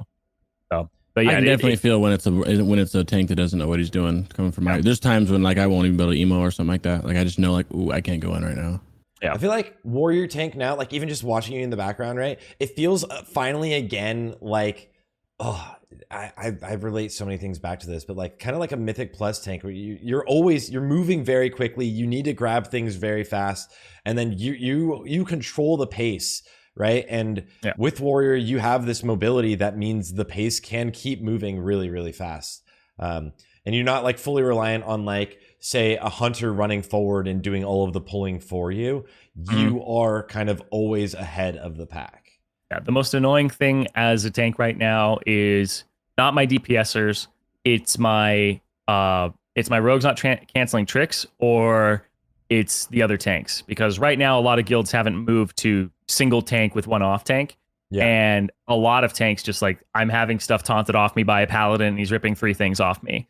I'm like, okay, I guess I understand. Like, it's less revenges for me. He's trying to do his job. Maybe he wanted to taunt one mob or whatever, but it does not feel good to play alongside another tank in Nax, because there's only 2 bosses mechanically that require 2 tanks, and that is Patchwork and Thaddeus. That is it. You don't need it for KT. You don't need it for 4 horsemen. There are only 2 bosses where you need 2 tanks mechanically. Everything else can be played around or strategized around. So bring 1 tank and bring an off tank, but you might need 3 for Patchwork if you're like a guild that isn't speed running or trying to min max. But I don't like having like a Prot warrior and a Prot paladin in the same raid, or a Blood DK, Frost DK in the same raid as a Prot paladin. It's like one of you is going to be really bored for 80% of the instance. Like and dual fully spec keeping the tanks for all of the trash and stuff. Exactly. Dual spec just it comes in handy. Go get a gear set for the other one. It feels really bad. What do you also think? Okay. No, you go ahead. I was gonna say there's also been like some fun stuff. Like there's been some bugs with different tanks that make them like slightly stronger in the right hands. Like I know that Paladin talents like Judgment of the Just is proccing seals, the normally useless talent that does 20% attack speed slow. So it's like it's the Icy Touch talent that you never take on Prot Paladin normally, but it makes it so that your seal goes off. So your judge will make sock go off. So you judge a mob and it hits 3 things with sock. Yeah. So that's not supposed to happen. That's not supposed to happen. Because you also require 2 of 2 in that talent instead of 1 of 2, because it won't overwrite or won't apply compared to Icy Touch. So you need 2 of 2 in Judgment of the Just to do that. There was also a bug that they fixed recently where you could get 10 free expertise by putting Seal of Vengeance on with a off spec that had Imp Seal of Vengeance or the Glyph of Seal of Vengeance, and then swapping over. They just removed that. So like there's also a bug right now with DKs where you can abilities that like spend or generate runic power are refreshing Blade Barrier if your blood runes are on cooldown. Okay. Really? I have an interesting question. So I actually want to share my screen for 1 second here. Yeah, do it. Just to like show it really quickly, because I know it's something that like a lot of people haven't talked about. It's more like if you're a DK player, you'll probably know about this. Okay. So like for like an opener or something like that, like I'm blood boil twice, and like obviously I get Blade Barrier, right? Yep. But my blood runes are on cooldown. My Blade Barrier is taking down. If you Horn of Winter, right here, it just refreshed the duration. Whoa! So I can actually start a fight like Patchwork with Blade Barrier up and all of my runes available to me. Is it a bug or is that just normal? It's a bug. That is so sick. Actually, that is amazing. Don't make a video about it, or they'll fix it. It's a bug that I think make a video about it. Well, it's a bug that I think never got fixed in OG Wrath, because the behavior of Blade Barrier is it's just whenever they're on cooldown, your blade decrease. Right, it's supposed to be when you spend blood runes, but it's not behaving that way. So I think it's in OG like Wrath videos, And so people are saying it's not a bug, but it's definitely not the intended behavior of it. But I don't know if it will be addressed because it was an OG Wrath. So what does it cost to use Horn? I don't know how tanks. Nothing. You get it's nothing. It's nothing. So can you just do it every time? Yeah, yeah. So and also that barrier never drops. Exactly. You just press Horn every time. And it allow the big thing here. Yeah. Like I have Blade Barrier now. Boom. Refreshed it. Now I have both my blood runes. So do you runes. do that during the fight as well to keep that up? So you just keep it up. Yeah. Okay, indefinitely. Cool. And one of the biggest things with this though is you will refresh your Blade Barrier without even thinking about it. And when you get to a point as a blood DK, you're starting to hold GCDs and sit there waiting for a strike to hit you and then death strike. You're not like when you're far ahead in Icy Touch threat, you actually as a DK want to like take your hands off the keyboard and stop hitting stuff for a second and just react to what happens, right? Something hits you, just use a blood rune on rune tap, get HP back, right? Use vampiric. Because your defensives cost runic power, blood rune. This one costs blood rune. This one costs runic power. So blood runes and runic power are your strongest asset in keeping yourself alive. And then Death Strike heals you. Yeah, Death Strike is Frost Unholy runes. So holding your runes is actually good. And this allows you to do stuff like right before, like if something goes weird on pull, I can just sit there. I have Blade Barrier on and I'm just like, oh, okay. Blade Barrier is refreshed. Gonna run in. Gonna icy touch. Something hit me really hard. I have rune tap available, right? I have ability. I can react to things. And also the other thing too is Death Coil will refresh this, which is part of your normal rotation. So spending runic power seems to refresh it. So you're having higher uptime on Blade Barrier than you normally would. And it allows you to keep your blood runes for defensive abilities. So it's actually something to keep in mind. It's not something that you really have to actively track. It's almost kind of like how DKs have the grace period, right? For runes where you're just, if you spend your runes when they come up, you get like 2 seconds off them, right? Or there's 2 seconds off if they like you used a GCD after a rune came up. So you're not really missing out on too much. It's kind of like that for blood DKs. That's awesome. Yeah. It's actually amazing. Thank you for showing that. That's pretty cool. I like that. It's something that people really haven't talked about much, but I think it's actually pretty interesting. Yeah. Yeah, I didn't even know about that, and that's actually there's sick. some pretty cool little bugs like that, little smaller ones that are for some other classes that aren't really well known that I kind of like because then it won't get fixed, Yeah, like the Shadow Priest one. Yeah, like everything gets fixed. Like every time we do anything, I learned that in TBC is I'd make these videos about little things like that for warlocks, and then they would get fixed like the next day. So I learned my lesson. Yeah, no, I don't do that at all. I don't know what you're talking about. Sarthe has to make the video first, and then Sarthe taking the fun out of every. Hey, I'm just glad he plays the melee, so he can't ruin any of these casters. Zirene sends me everything because I'm not around during the weekend. I find out I always because if you watch probably like one in every like 5 or 6 videos right now. If you watch it at the end, I'm like, and I got all this by the way. Zirene's the one who pinged me. I wasn't around during this weekend, and thank you to my boy. Because like I if something happens during the weekend, right? Like I'm not at my computer, I won't know, and that's when everyone who's theory crafting, they decide to like, hey, this actually works. Let's try this. It's always then. Yeah. The Shadow Priest thing we tried to fix. I tried to get that to fix, but they obviously didn't do it the right way. Yeah, I'm somebody who like when I learn bugs, I share bugs, right? Yeah. Like very openly, like. I want people to start abusing it because I think the more abuse it gets, the faster it gets fixed. So like you when want Fiery, all of them fixed though? Like in this occasion, do you want them to fix that blood barrier thing? I actually do because I think that intended behavior is important for balancing because once it's like, because like what if Blade Barrier, the uptime of Blade Barrier was kind of affecting their judgment on how much it should actually mitigate and make the ability like, 6% instead back in the day if they had fixed this bug. Like maybe they're like, oh, maybe they're not reducing damage enough, but it's just the uptime was so much better. So I like fixing bugs so that the intended behavior of it is intact. Kind of like Judgment of the Just for Paladins. I'm just like, well, that just gives them extra strength that they shouldn't have, right? It's extra threat, even though it's very minor. The extra AoE, it's extra AoE threat. It's extra Seal of Vengeance procs on bosses. So it's kind of it's just added power.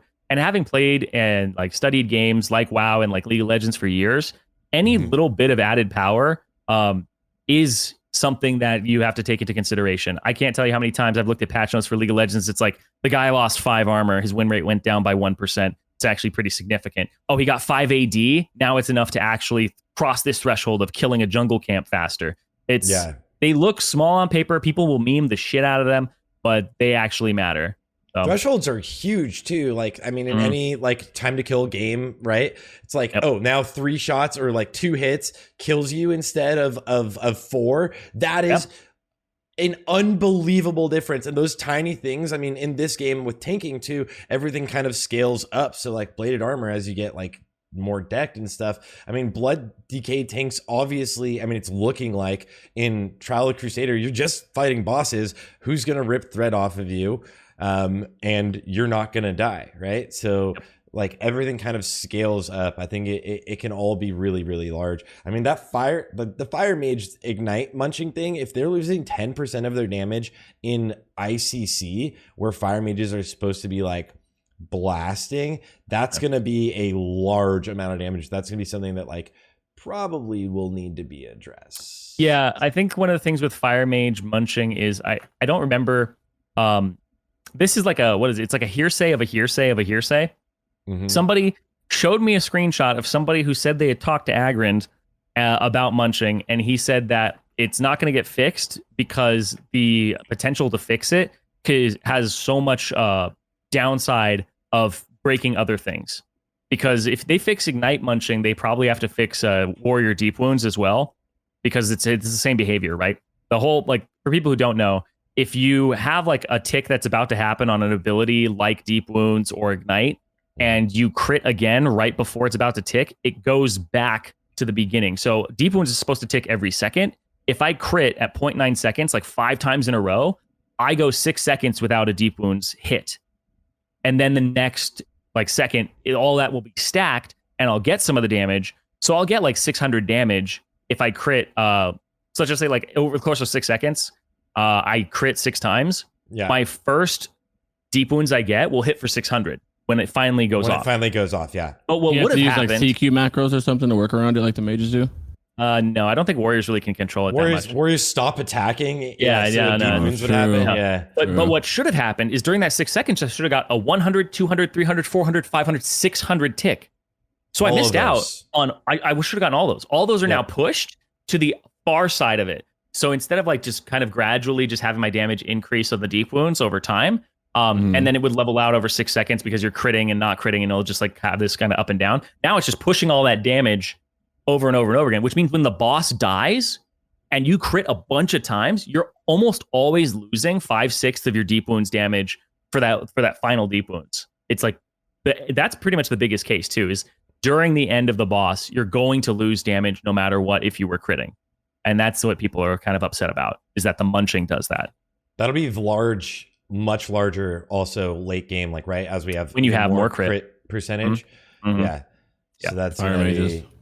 I gotta think they gotta do something with the fire one, because fire is going to be storming the market here. Old War Watch. You already know a lot of the mages are going to be trying to swap to fire. Then a lot of people are playing fire right now. I mean, earlier than actually, fire. I think in overall Naxxramas clears, fire is higher than arcane in full clears. On bosses, arcane is better. So even if you go to like Warcraft logs and go to overall, I believe number 1, 2, and like 6 or something like that are fire mages already. 1, 2, 5, 7, and then a ton after that, which makes sense. And there would be more if more people were playing fire. Fire has amazing AOE potential. It's crazy. Yeah, and they're allowed to stack living bombs before while the tank is gathering, and the threat from living bomb is not that bad at all. It's critting as well. It's like really good. And fire is fun for some people because it kind of scales with how good you are. Like I know Tigward and that's a guild that speedruns, right? Mm-hmm. So he's not.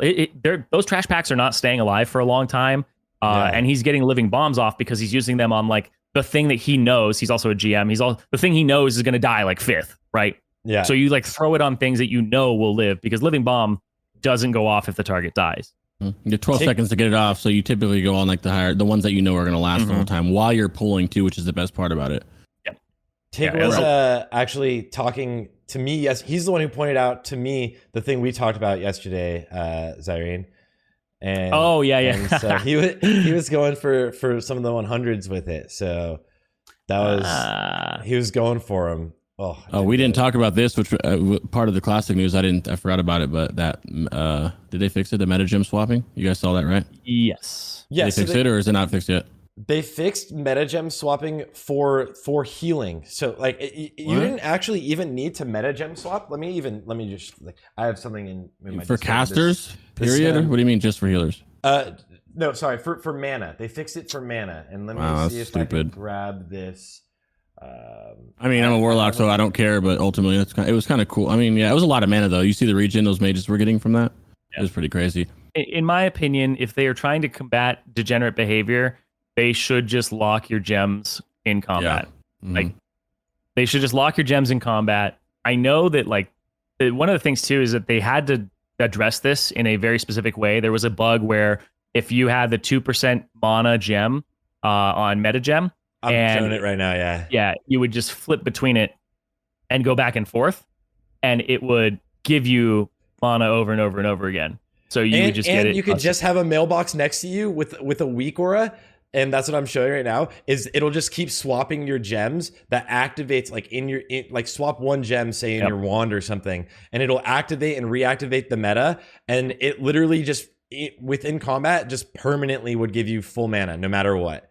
Yep. It was so crazy. But the craziest thing too is they could do this in PvP. That's why they fixed it. That's why they fixed it. Yeah. I'm calling it right now. That's well, 100%. 100%. Confirming that's why they fixed it. That's a good fix for PvP though. That's a big deal. Yeah, because if I was a mage that had like that meta gem, and there aren't too many wands that have sockets in it, but if my wand was the thing that my socket depended on, right, like the requirement for it, if I swap my wand off, meta gem deactivates, swap wand back on, it activates again, and 2% mana happens. So that was what people were doing, or were like getting ready to do. When they were doing. So then it made it just swapping the gem without even having to stop, dude.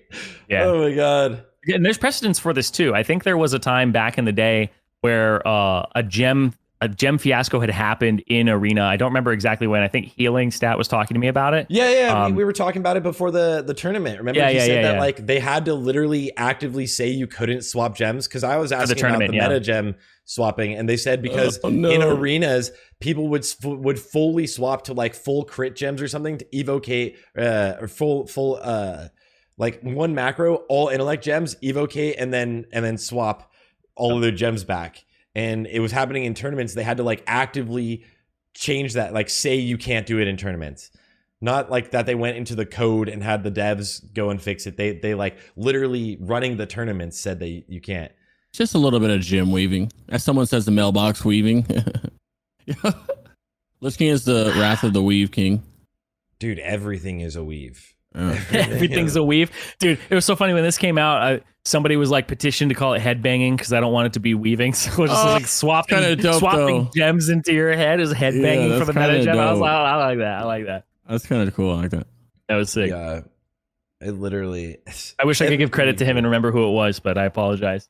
It was not my own original idea. You sent that to me too. You said someone. Yeah, I was like, that's so good. It's yeah. Let's segue into Paladin. Let's segue into the next one. Yeah. Oh yeah, Prot Paladin. Keep it pushing. Let me get some water real quick.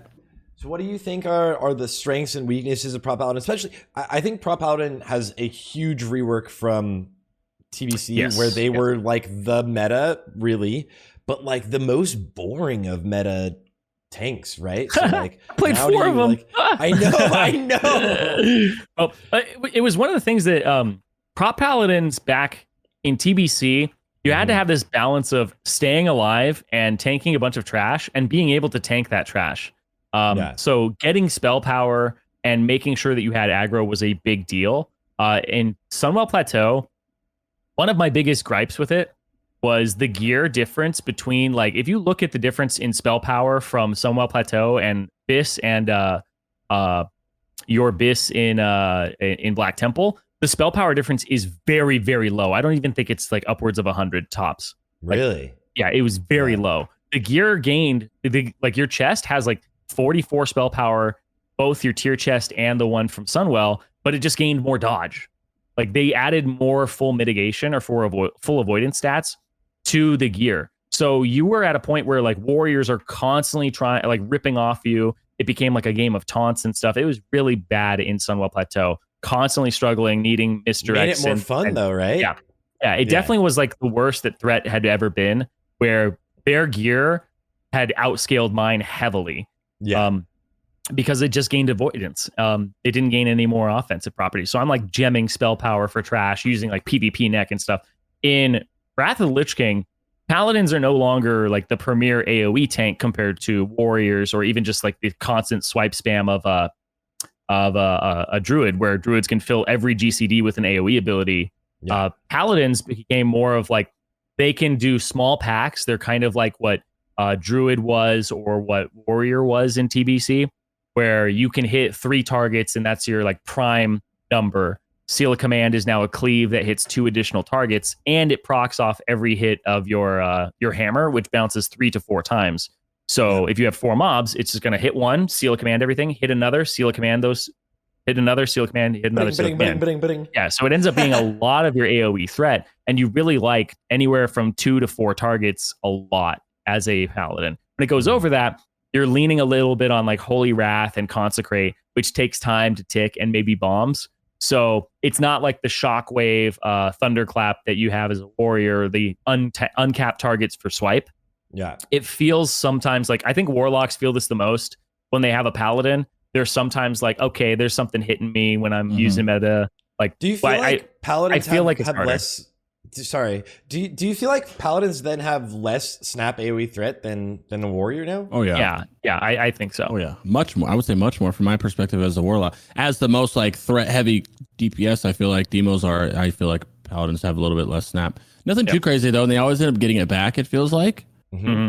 But, well, they have 2 taunts, which really helps them. Yeah, but definitely I feel it right away. Like I definitely feel it right away. The difference is. Like a warrior snapping, I can seed right away, and I'm already in there meta charging in with him and whatever else I'm doing. Where a paladin, I might throw a couple seeds out and then meta and then go in. Yeah, because he's got to use both his taunts. Yeah, both his taunts off GCD. He can bop somebody. Like, you have tools and to help you out as the paladin, but it's not as straightforward as just lay conquer, slam down the shockwave, and you're good. So I feel like the roles almost swapped, where warriors are amazing AoE threat and the paladin likes the cleave targets. Yeah. Their single target rotation is very fun though, because I'm doing something a little different, where this is like a nuanced thing with Paladin. So there's a thing that people call like the 969 with Paladins, which is the rotation of you use 9-second cooldown abilities, because obviously like GCD is 1.5 seconds, right? So 8-second cooldown like Holy Shield, Consecrate, and Judgment if you actually talent it twice. Those things, like, even if I use GCD at like 1.5, 3, 4.5, 6, 7.5, my next GCD is at 9. So basically your 8-second cooldowns are all 9-second cooldowns essentially. So the 969 is you use ability, like Consecrate, Holy Shield, Judgment, and then your next one is Shield hit, and then ability, and then Hammer. So it's ability, Hammer, ability, shield, ability, hammer, ability, shield, because those are both 6-second cooldowns, which means you get a GCD between like 3 GCDs before it's back up, right? Yep. So using ability, other 6-second cooldown ability means it goes back to the start. So you're constantly doing that, and then rotating things into that, like maybe Sacred Shield renewing on yourself, a Holy Wrath, using Avenger Shield, replacing a Judgment in one of your rotations, because that has a longer cooldown. But one of the things I found recently is that I really like I think the Paladin Discord and kind of private server thought process is you don't put 2 points in Imp Judgment, which reduces it from 10 to 9 to 8 seconds, right? So you go from 9 to 8 seconds because your GCD doesn't line up. But I actually like the 8-second Judgment cooldown, because there's a thing with Lust, and you'll have Lust on every boss now. There's a thing with Lust where Lust does not reduce your GCD for physical abilities. So like warriors know this, hunters know this, where like steady shot wasn't reducing your GCD. Warriors know like execute doesn't get a faster GCD. Physical hit abilities don't get a faster GCD, but spells do. And some of your abilities in your rotation are spells. So when you're lusted, you use the shield hit, you use the hammer. Those things don't like reduce your GC, or don't have a reduced GCD during lust, but Consecrate does, Holy Wrath does, Renewing Sacred Shield does. So you'll end up in a situation where the 8-second Judgment is actually good on some fights, and there really isn't much else at the beginning of the talent tree. So Prot Paladin has some interesting stuff where the talents, you can mess around with them a little bit. But I think that 2 of 2 Imp Judgment is actually better than people think it is. Where do you take the talent point out of? So basically, the beginning of the tree is you put 5 points into your parry, your deflection, and then from there, there's like 1 point in Imp Judge. There's like 2 points in Benediction. 3. Like if you have a rep Paladin, you don't need to take Imp Might, right? They grab it. If somebody else is doing the 3% crit, you don't need to take that. And Benediction, you're never running out of mana anyway because of Divine Plea and 1 out of 2 in your Spiritual Attunement, like in Prot. So you're never really running out of mana anyway. So this talent just doesn't really do much for you. So if you can find a way to ever use like the Imp Judge, then it's good. So dropping points out of Imp Might if you need to, dropping a point out of Benediction, very, very easy to do with the talent build. So, also the 2 in Sanctity of Battle there, scroll down a little bit. Those 2 in Sanctity of Battle that you moused over, that's Exorcism and Damage and Crit. Exorcism's only ever used on pull. Just move those over to the middle tree at the bottom, and that's Judgment of the Just, the one that makes your seal go off additional time. So you always just take, that's like a standard now, is just get out of Sanctity of Battle and grab that Judgment of the Just. Trading 2% crit and like 10% exorcism damage, which is an ability you use 1 time on bosses for a seal going off on your judgments. It's a very, very good trade. Very huge. Good trade. Yeah, exactly.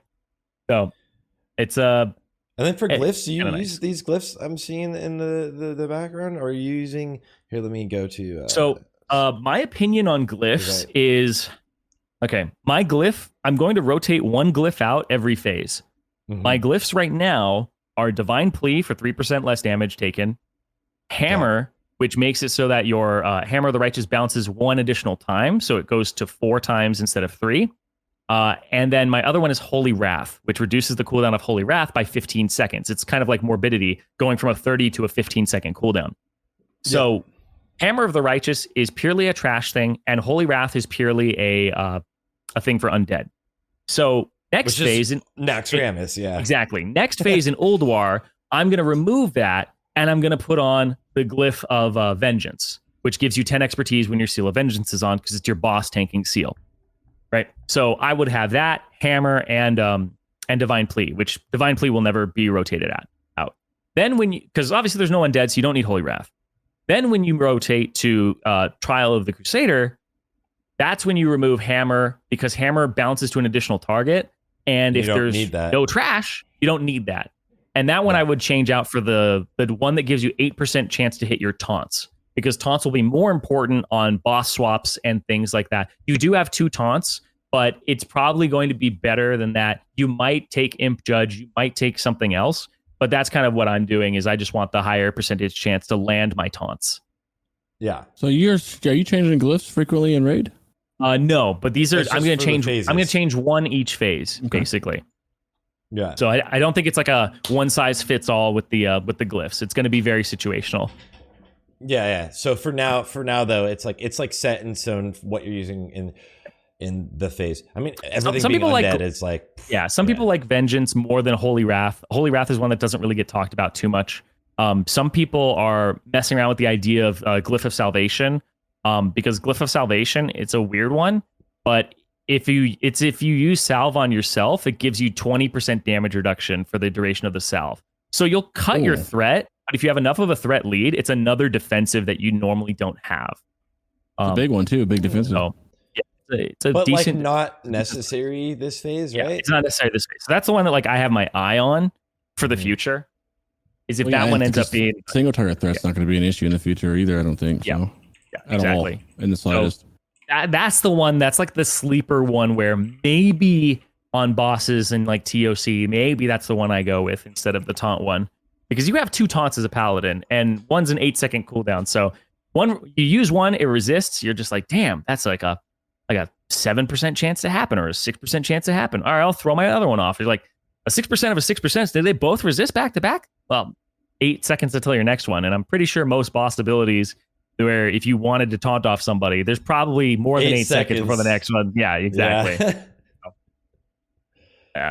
Can tank warriors do Shattering Throw somehow? Yeah. If you look at my logs, I'm very big. Like, it's actually funny. I was comparing myself to another warrior in my guild. and because he actually has higher parses than me on bosses. And I was like, okay, like I know like 98.5 or something. I'd never look at tank parses, but I was like, oh, it's interesting. He's got like a 99.2, like all pinks. On trash, his cleaves are more than his devastates, and I'm opposite. I actually devastate more than I cleave because it helps raid DPS. And then the Sunder. Yeah, and then I noticed he does 0 shattering throws on bosses, and I did 13, which I think is almost every boss in Nax. I think it's like I'm missing 1 maybe. Yeah, maybe 1 or 2. But yeah, it's very, Shattering very good is to like do. a huge DPS cooldown. I'm just gonna be honest. That's a fucking really nice DPS cooldown. Very nice. What you do is you, I think it's if you looked at a lot of guides from private servers, they didn't do this with warriors. When you're going down the arms tree as a warrior down to impale, you take the 5 points in your deflection in your parry, and then you end up, this is my personal thing. I know some people don't do this. Some people put it into like heroic strike or into the stun reduction talent. I don't really need that too much as human, I feel. And the heroic strike, I'm not really hurting too much for the rage. So I actually go into tactical mastery. This is actually, I actually like the guy who does the Prot warrior stuff. I think we had him on before. It was maybe Hoof. Biana. I think it was Biana who did this. Tactical mastery is very, very good. It makes it so that when you change stances, you have 25 rage instead of 10. And that's how much it costs to Shattering Throw. So you can swap to battle stance, don't have to wait to get hit. Because I the reason that I came up with this is when I was on beta, I was like, how do I Shattering Throw? These things don't do enough damage to me that I can actually swap stances on every boss and do it. I would swap stances, have 10 rage, sit there, wait for a hit, and if I blocked it, I only got, or like dodged it, I got 5 rage, and I was like, okay, I'm just waiting here, not doing anything, not hitting any GCDs, nothing. So it allows you to actually swap to battle stance and immediately Shattering Throw, and then swap to Zerker stance, recklessness, swap back to battle or defensive stance, and then like revenge or whatever you want to do, and hit for like 10k crits and stuff. It's very, very nice. Are you using this on the opener? When do you tend to use Shattering Throw? I use Shattering Throw. I use Shattering Throw personally at the 20% mark or the 21% mark to help because we have other warriors in the raid, and if they're the ones doing it at the 20% mark, they're losing executes. So they should other warriors should use it like on pole if they can, because it's not like a DPS loss for them to do that. Whereas you should do it at the execute range for the other guys. That's kind of ideal, at least I believe it is. How long does the Shattering Throw debuff last? I believe it's 10 seconds. It's pretty large. I mean, you guys run a lot of warriors in your guild. I don't think this is like an actual like the speed run, right? This is definitely a split, right? These are the baby warriors. These are the eggs that we're incubating. We're incubating them. Let me move Crix's face. I'm like, oh my god, yeah. These are the like, I'll see you next phase. Hopefully, that's like, yeah. Yeah, and Shattering Throw does stack with the reduction from Sunder and stuff like that. Yeah, it's its own thing on top of everything. That's why it's so powerful, actually. And I think if you're running a warrior tank and they're not throwing in Shattering Throw, that like in my eyes, you see I'm Shattering Throwing there. Swap to Zerker stance, recklessness, 10.8k revenge immediately. Yeah. Yeah. The Shattering Throw, and you can see the debuff up on the boss. It is a lot of damage also for the raid. I mean, like at this point, right? Like at the end of the fight, like your Unholy DKs aren't doing all of their damage anymore, right? Like it's your warlocks and your execute phases. So like you've got hunters, warlocks, and warriors putting out damage.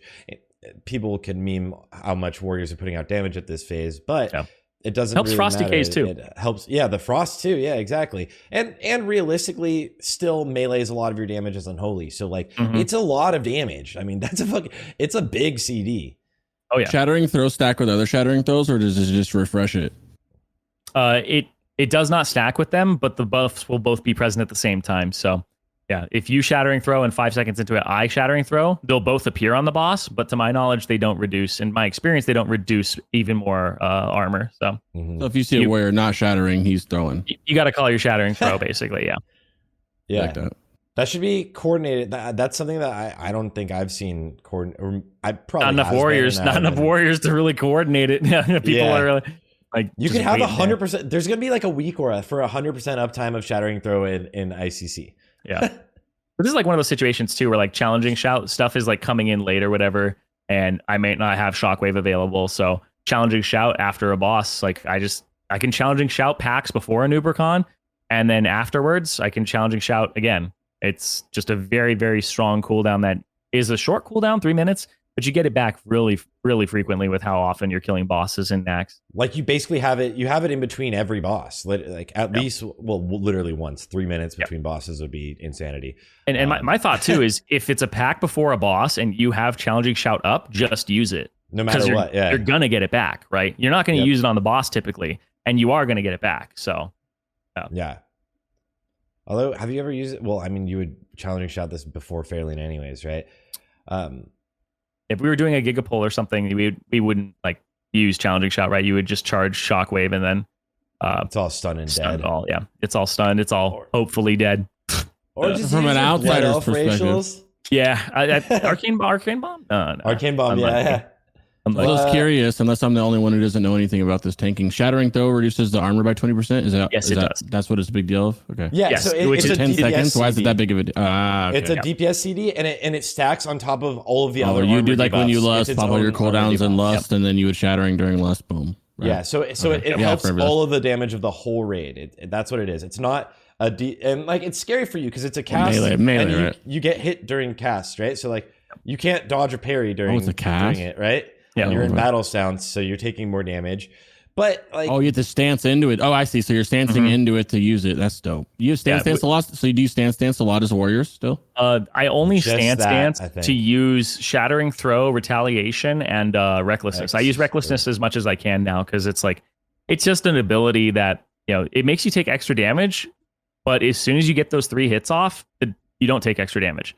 And you as do a Prot warrior, right? As a Prot warrior, yeah, it's just like my rotation is normally I Shattering Throw into Zerker stance, Recklessness, swap back to defensive, and then Revenge, and that will typically hit for 11k or 10k. Damn. Okay. The stance thing is what looks fun for. I think if I was to try to tanking, it'd be a Prot warrior. I think. Yeah, you don't really stance too much anymore as a deep Prot because of the talent that makes it so that you can intervene, intercept, and charge in defensive stance. Yeah. I think that one of the things too is when we looked at that talent build earlier, they put 2 points into Heroic Strike.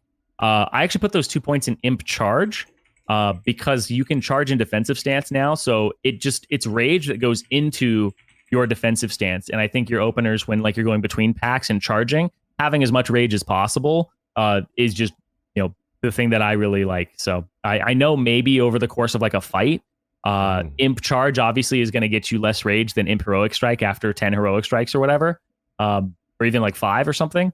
But Imp Charge just seems so good for the opener and having as much rage as you can possibly have.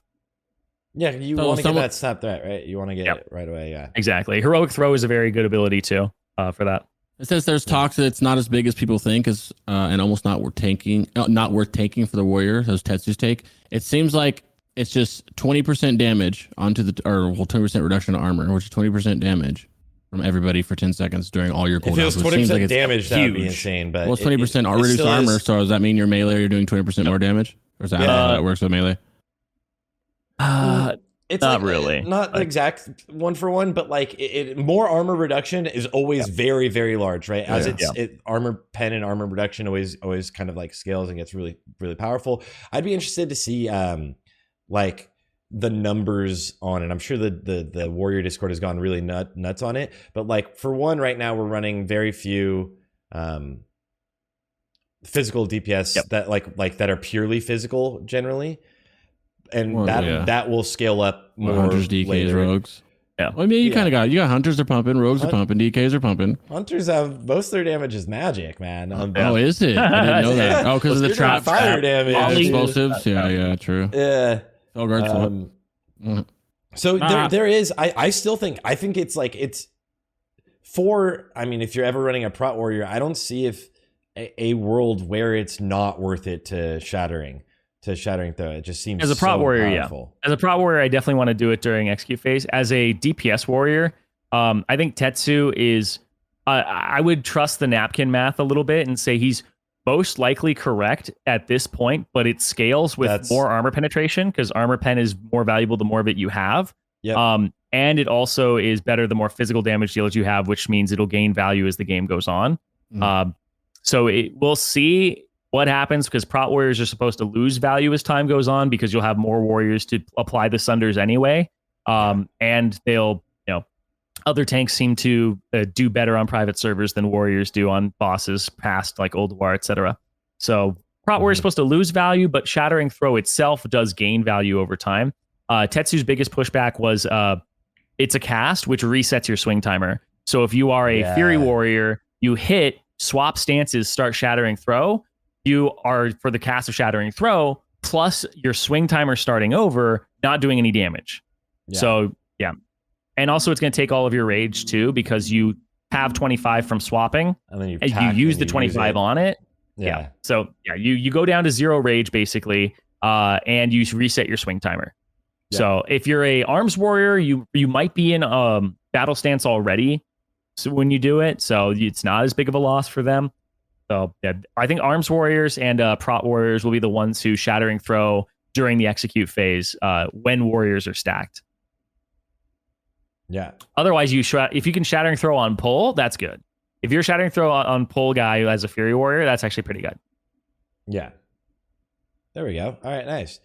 Someone had a question. I think Crix, you noted it. I saw the best rotation for pulling a boss. There we go. Tank. It's actually so different. For every tank, I think they're so interesting now because like on a druid. Before it would be like if you could and you had like no rage, you could start with something like a Moonfire or something. But now it's like Fairy Fire does damage. So like for a druid, it's Fairy Fire into Mangle. For a Paladin, there's a thing where the Paladin taunt, Hand of Reckoning, the single target taunt, it taunts the mob, but it does holy damage if the mob isn't targeting you. And when you pull a boss, it's not targeting anybody. So if you can be out of boss range, cast Exorcism. And as the Exorcism hits, you use the taunt, they will both hit. So Paladin Snap Threat on boss, you can actually Exorcism and stack something that's supposed to work only if something's not targeting you. So using both of those as a Paladin is ideal into your Shield Slam. As a warrior, your opener, I mean, as a DK, it's Icy Touch, Icy Touch, Icy Touch, As a so that one kind of goes without saying. As obviously, the blood boil into the horn for like, the blade barrier before if you really want to do something like in maxi. But for a warrior, your best opener on a single target boss is to heroic throw, charge, and then shield slam, shield block, revenge. But I usually just devastate twice instead. Just get that threat's not rolling. A big deal, and that's 4 sunders that having it later in the fight and applying the sunders doesn't feel that great for your DPS. So using heroic throw into charge and to devastate is normally what I end up doing. But the biggest threat for yourself is heroic throw, charge into shield slam using shield block. So you block the first attack guaranteed because shield block gives you 100% block chance. And then using revenge, which is used off a block dodge or parry. So guaranteeing a revenge is very, very good for burst threat. And then for Bar Druid? For Bear, it's Fairy Fire into Mangle. Fairy Fire into Mangle with a Maul held down. So it's actually interesting because Feral Druid, your thing that you're enraged that reduces your armor. Later on, there's a set bonus that makes it so it actually just doesn't reduce your armor. And it's just like a really good cooldown. Normally, it's supposed to just make it so you're a little more vulnerable. And I think there's talents that make it so you do 15% more damage while you have it up. So later on, you'll be using Enrage on pull just to have that extra snap threat, extra damage. Berserk is also very good for spamming Mangle at the beginning. Yeah. Really nice. I mean, that's... Enrage on pull is good now for sure, Smash Paw, because of the fact that nothing's hitting you hard enough. So you pair it with Barkskin. Barkskin's a weird cooldown because it's a defensive cooldown on a 1 minute, and it's one of your only defensives. You have that and the one that gives you like a last stand, survival instincts thing. And Barkskin doesn't get reset by boss death though, because it's too low of a cooldown. Too short. So, is it like a 2 minute? I think it's 2. It's either 2 or 1. Interestingly enough, though, but like, doesn't Bear right now just take the? Yeah. I mean, they don't take that much damage, and they have like ridiculous amounts of HP, right? So I actually think that Bears, out of all of the tanks, probably take the highest damage taken per second. I think they have the highest Really? DTPS. Yeah. Yeah. Warriors Who's the have lowest. So I think that Warriors and like on a fight like Patchwork, Warriors I think have the lowest damage taken, followed by Paladins when main tanking. But it depends on like how big the hits are. If it's like really big hits, then it's DKs because they're avoiding more attacks in general. And then if something big hits, then Will of the Necropolis cuts that down a bit. So DKs are in the running for when it's a big hit. When it comes to small hits, it's Warriors and Paladins are very close to each other. And it'll depend on fight length because, well, Warriors have 40% of the time they're blocking everything, right? And constantly mitigating the damage. And Paladins can have Holy Shield, and depending on boss attack speed, it will matter if it goes down or not quickly. So yeah, there's some fights where Warriors are very good with like fast attacking bosses. Paladins are kind of your happy medium. And then there's DKs for really big hits. So I think Druids have really low mitigation, really low really low avoidance. Their dodge is not like it used to be. You'll end up with like 40%, 45%. DKs are pushing like 60. Warriors are pushing like 40 of like pure. Same with Paladins before you add block on top of it. Mm-hmm. So the big strength of Druids is really their HP pool. Their HP pool is insane. And like I said, they're your healer's favorite tank to heal, in my opinion. Because one of their defensives as well, if you glyph it, Frenzied Regen increases the healing they take for the duration of it. So it just boosts up those numbers. Yeah, for the it healers boosts it up. They have a large HP pool. They can take the damage. Like healers are bored already in Nax, so Druids give them a little bit of fun. But other than that, like because your DKs aren't going to take as much damage. Your Paladin has really good damage reduction baked into their kit. Just like Paladins have, I think Paladins push like 15% or something stupid. Bears have like 12. DKs have. It depends on Imp Frost presence or not, but yeah, they a lot of damage reduction all around for these guys. But yeah, the Paladins I think with Divine Plea glyphed and end up with a lot. So yeah. The damage taken between the tanks isn't that substantial. It kind of depends on the fight, right?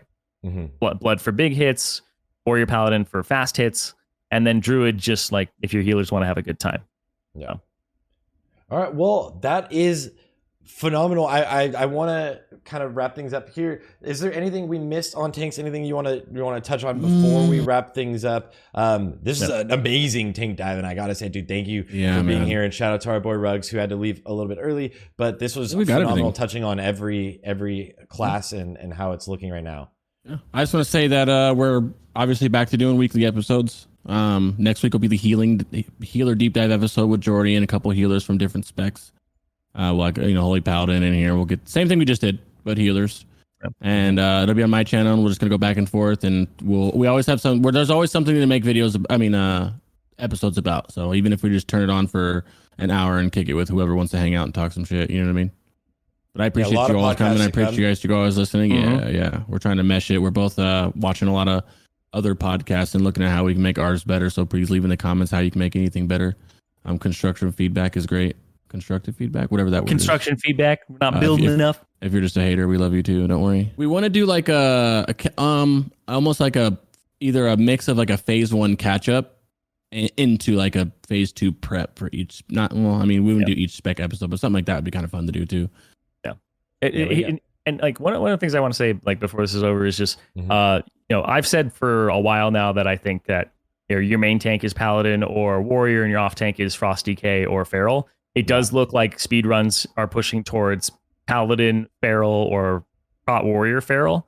I think personally that over time, like this is just a small prediction here.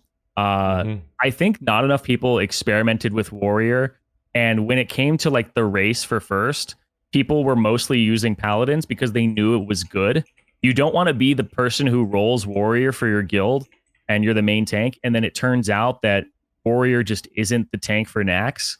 That would have been really bad for your chances at a race to world first for that. It's like getting titles. You want to be the warrior that like wiped your raid because they couldn't survive because it turns out private servers were right.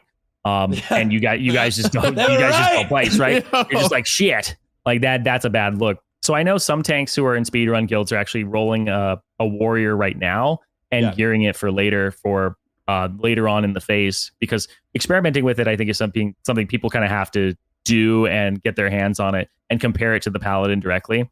But that's why I think we see so many Paladins. It's very easy to play. As comps get more fleshed out, we might see the warrior make an appearance in the top 5, but I think the warrior is very, very strong for speedruns. So. I think it's going to be really interesting to see. I think there's also a lot of guilds investing in the Frost DK thing, and I think Frost DK is interesting too. Was more doomer on that, so I'm intrigued to see if like out of nowhere we see like, because like if Windforce is going for that, then it's like there's something. You know what I'm saying? Like if Windforce does that as his main, which I don't know if he is still thinking that, and you might know, but if that is, then it'd be like, all right, we'll see how this goes. Yeah. It's because the Frost DK tank, I think, does the most personal damage out of all the tanks. But like I've said, like I think that the warrior adds the most to the entire raid, and it really does depend on composition. And like over the course of an entire raid, like you're going to be doing stuff like Sundering Trash. It will die a little faster because of that. But also somebody said like seen some sick gigapulls on Paladin tanks though. I actually think that is in my mind, that's a hit against Prot Paladin tank, because it means that your tank is doing a gigapull and not something else. So for example, on Fairlina, I would rather my H-Pal rocket boot in and do the pull while we're killing the spiders on the side. Because if my Prot Paladin does that, well, who the fuck's tanking the other shit? Right. So having your H-Pals rotate between gigapulls and then having Shockwave to line it up when you get there, I think is going to be better if you can do those at the same time. Because like for the whole like spider room and stuff like that, if your H-Pal is doing that while you're killing like this pack on the right that you have to have for trash requirements, it's not your Prot Paladin doing it. So you don't really have to lean on like an off tank. So that's, and also people are already talking about how it's so easy to heal. Having 2 healers for a pack instead of 3, because I think you're running double pally, that's not a big deal. You can double heal it, no problem, while somebody else sets up the gigapull. Also, remember, Demo Locks, you guys can press that challenging HAL button. If you're already getting a bop, help them out. Press that challenging HAL button, tank everything. Go it easy. Yeah, it's an easy thing on big pulls, and I think that's going to be utilized a lot. I think that's a really good one you pointed out too. 15-second cooldown versus 5 minutes from a warrior. Same thing. Yeah. What's that? Said we have challenging HAL. Remember, Demo Locks, press that. It's a 15-second cooldown. You're already getting the bop. If you're getting a bop and you're in Metamorphosis, that shit's 15 seconds. 15-second cooldown for what warriors have on a 5-minute cooldown. Yeah, nobody ever does it. It's so slept on. It is. You're already bopping me. 100%. You just press that fucking button. Yep. Yeah, Crix, I know. You're just like, it is the GCD, I think. So, but it's fine because it's fine. It's a little wiggle room. It's okay. Just use your explosive at the same time, you know. You can also do it while you're running it. You can also do it while you're running into the pack too. Like you go in there meta, then you run it, so you have at least doing it while you're running. Yeah. It also lets you get a shadow cleave off, by the way, for you demos out there. It's a free global. All right, that was good. Sarthe, you record it, send it to me, and then send timestamps, brief timestamps, and we'll pass it tomorrow. Thank you guys for being here, Zirene. Thank you again. Shout out to Alex one more time. Crix, of course, thank you. I know you're about to go on stream, so if you guys want to check that out. And this was the tank deep dive.